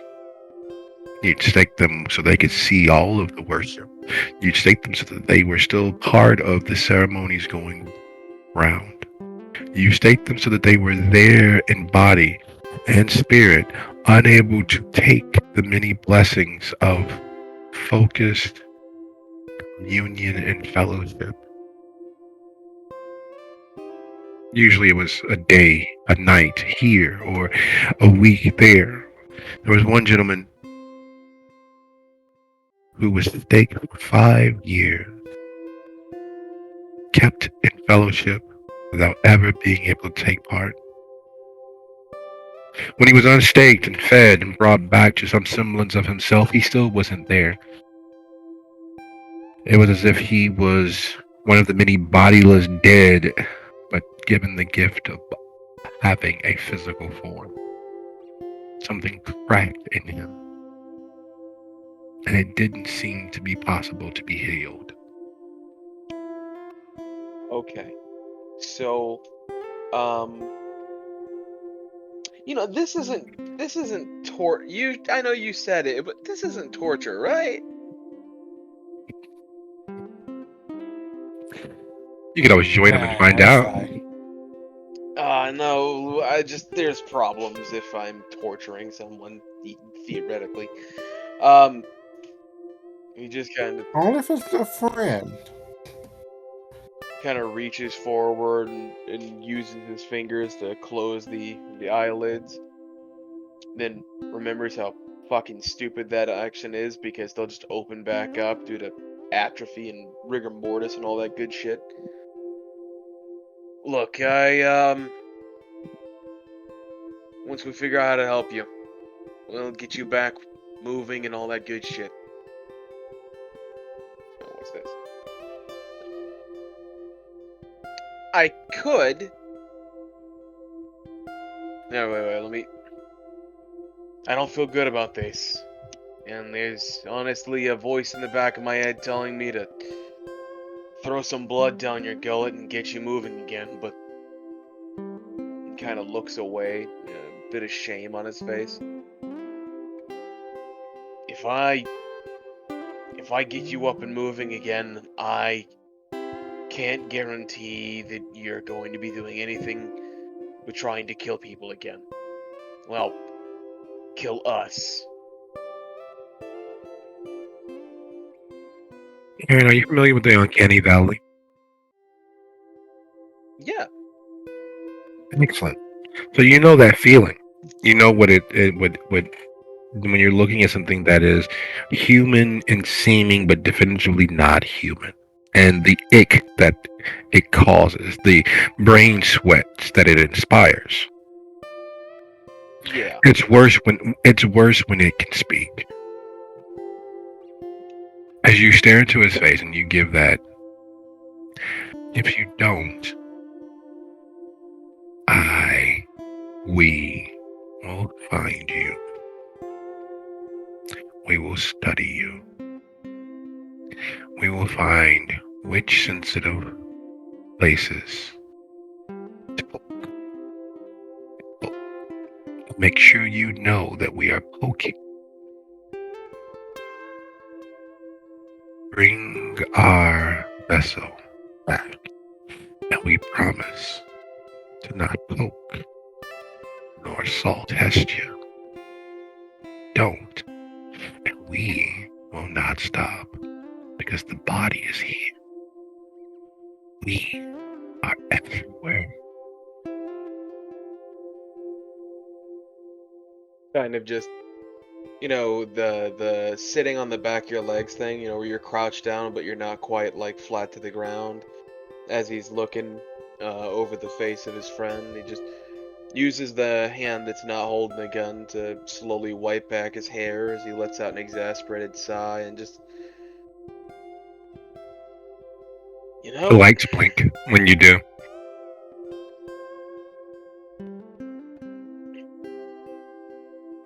looks around, nods a little bit, kind of confirming something with himself, and just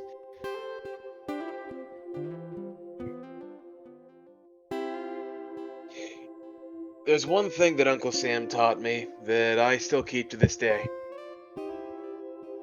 You don't make deals with terrorists.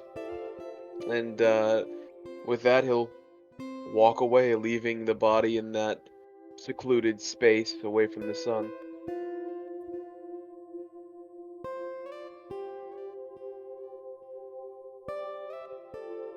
While that conversation is taking place, crawled into the corner of your home, of your sanctum, where you were, until this night, safe. No one knew this house was here. None of the coterie members presently and still this side of the grave knew this place existed. The one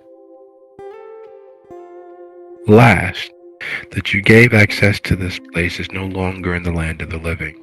The previous one, no longer in the land of the living. Until this night, you were safe here, Hestia. Until this night, you could have disappeared here, and none of the coterie members would have been known to come looking in this direction. You know where Simone's apartment is from here. You know where Lucio's Southside Condominium is from here. None of the present coder members know where those are. No one knows where the bodies are buried, so to speak. But you do.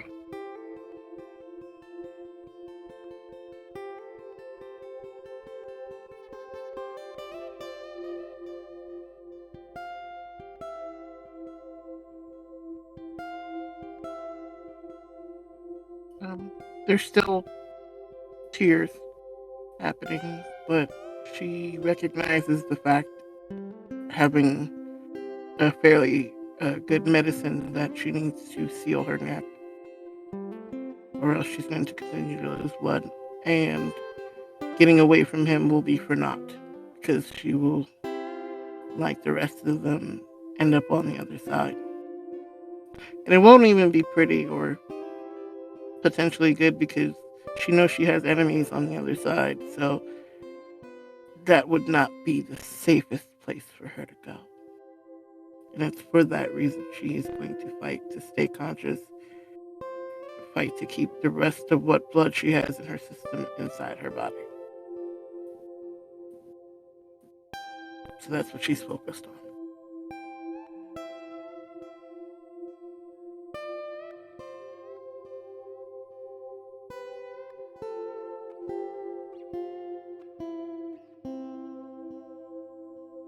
So she knits and mends her flesh. She expends the energy, tapping into the powers of the beast to assure that there is no break in that, to her, long line of flesh. Make sure that her lumps and bumps, her curves, forward, safe.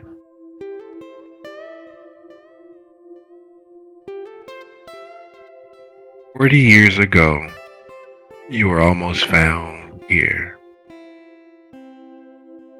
40 years doesn't seem like all that long of a time at present. 40 years ago, you were much similar places you are in right now. Sitting on the floor of your place, not feeling as if it was in fact entirely safe.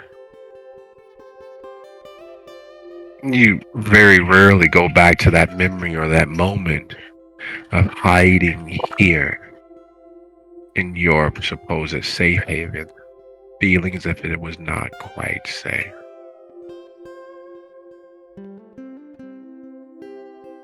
Four decades isn't really all that long now, is it? It's a blink of an eye.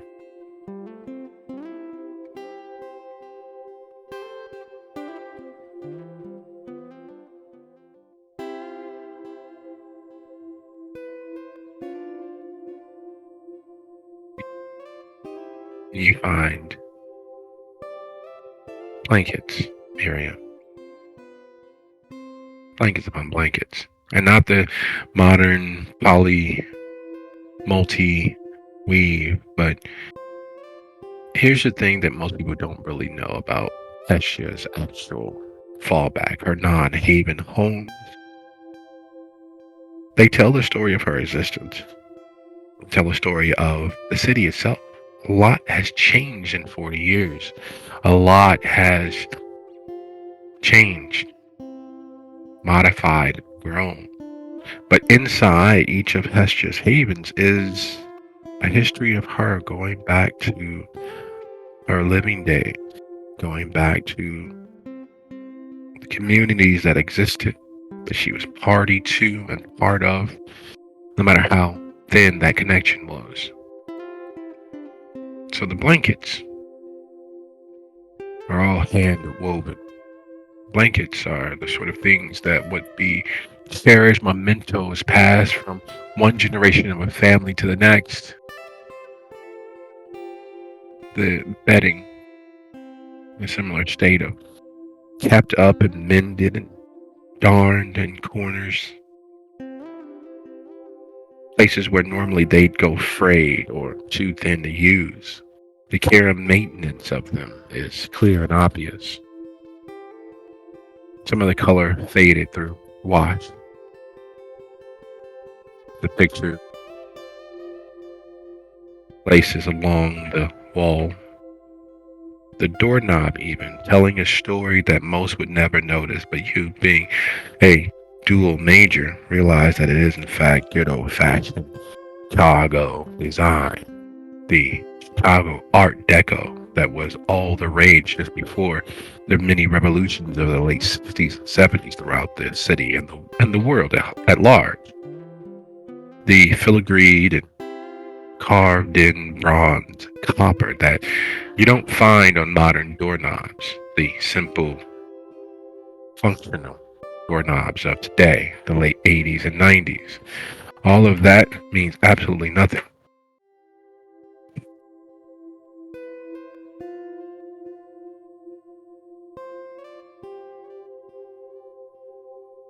In comparison of weight of design and its connection to the humans or living individuals that used them at the time. Moving through Hesh's home is like going back through a museum of a personal family's life, except for there's something missing. There isn't any family. There's pictures of her mother and father. People that clearly meant things to her but were unconnected by actual blood. And then there's pictures of Lucio and Emily, Dizzy. There's pictures of Simone and Myers and one of your sketches. In the places where families should be, there are pictures of these undead.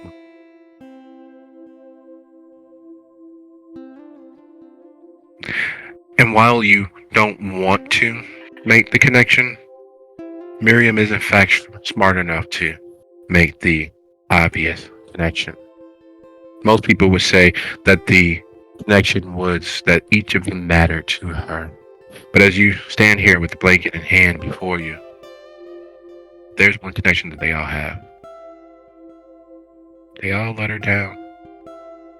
They all, in a small or a great way, betrayed her and left her alone. A blanket in hand, what do you do?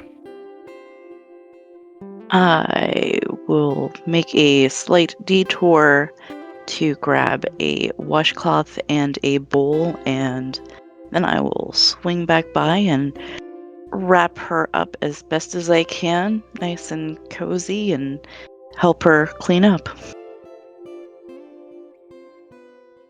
Aftercare is important.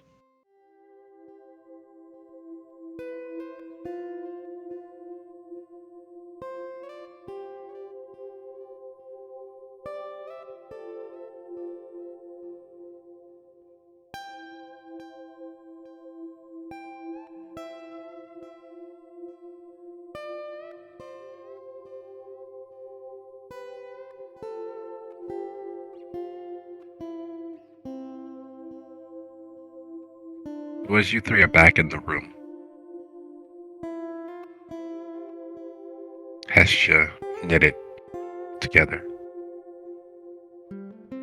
The blanket that she took with her on her first day of college wrapped around her. Drips and drops of blood being wiped away and wrung out into a basin by Miriam. You three are in the room together.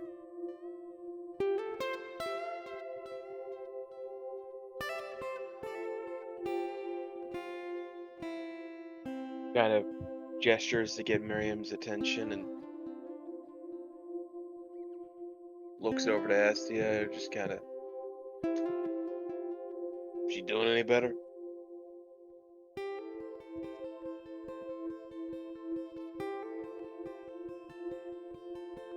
Her eyes will flick over to Hestia. She's very much retreated inside of herself at the moment. The lights are on, but nobody's home.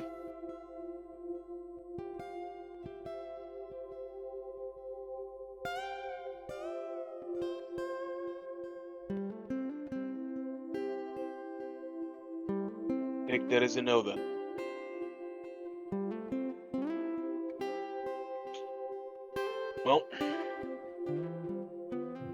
As much as I hate to say it, we don't exactly have a lot of time to patch our wounds up, so I'll go sit out on the porch and you handle whatever it is you gotta handle here. Then, She'll once nod. we're all back in ship shape, we can figure out what's next.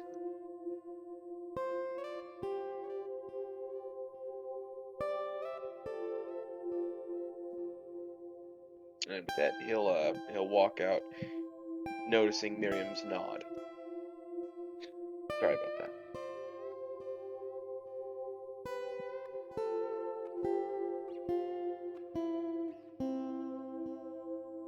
Miriam will finish cleaning up the little area and then head back over to Hestia and just gather her up in her arms and lean her against her side and just, try to comfort her as best as she can.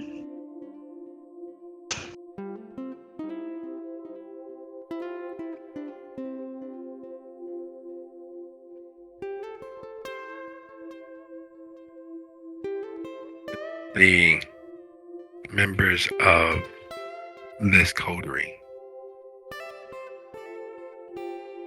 in shape, fashion, or form, emotionally, mentally, physically, in the same space but hundreds of miles apart, separated by their own issues with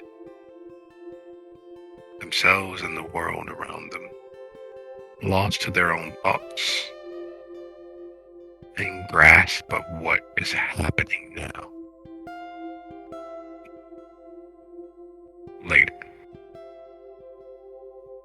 Imagine, if you will, soaring up like a bird reaching escape velocity and traveling less than 6 miles from where we are against the lakefront, swooping through buildings past speeding cars and bikes and motorcycles, soaring above buses, cabs, and liveries of all sorts, from Uber to Lyft to Postmates to DHL and FedEx to the ways of mobility and transportation throughout the city. Homes, apartments, and even storage containers lit with TV screens, cell phone screens, watch screens. Everyone plugging in and awaiting the city or hide from the need to do so. Less than 6 miles away, in an out-of-the-way Chicago bungalow, big wide bay window, stone steps lined with brick to each side, planters filled with teeming green life. Sitting at what appears to be a antique dining room table, place set for 7. In a room very much like Heshia's dining room, but completely different, as the walls are bare, sparse. There's not many bric-a-brac or details from a life lived, because it is a safe house. It is a frequently used place to hide from the powers that be, and in this case, the powers that be being the sheriff. The former scourge, Alexa, not a factor any longer. The spirit of her, very much, because there's been a jockeying for position amongst the hounds that serve Damien for that position as scourge, for the opportunity to pick up Alexa's mantle since her disappearance all those many years ago. This place, in this safe house in the middle of what most kindred consider outside the pale of proper kindred society. Is a well-dressed thug, earrings in both ear, scraggly beard, well manicured though it is, but growing in patchy, and unreliably, sits.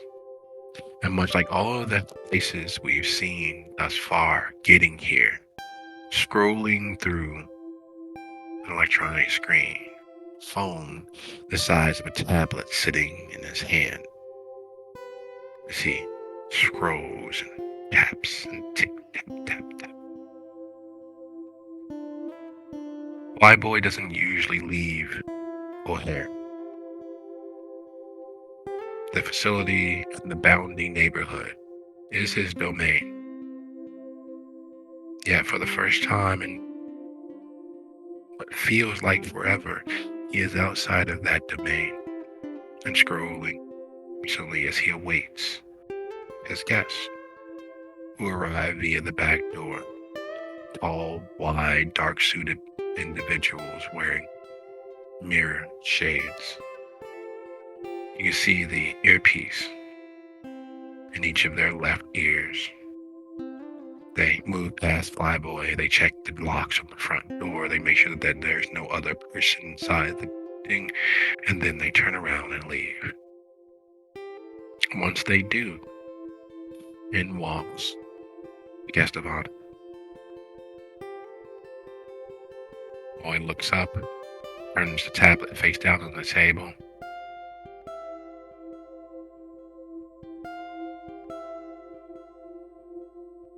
It's been long enough. Do you think I can get out of this? And on that note, I thank you all for a lovely episode. I look forward to seeing you all next time. Good night, everybody. Good night. Good night. Ooh. Well, that ended well. Yeah. Nobu, do I need to be concerned about a specific tenet of mine?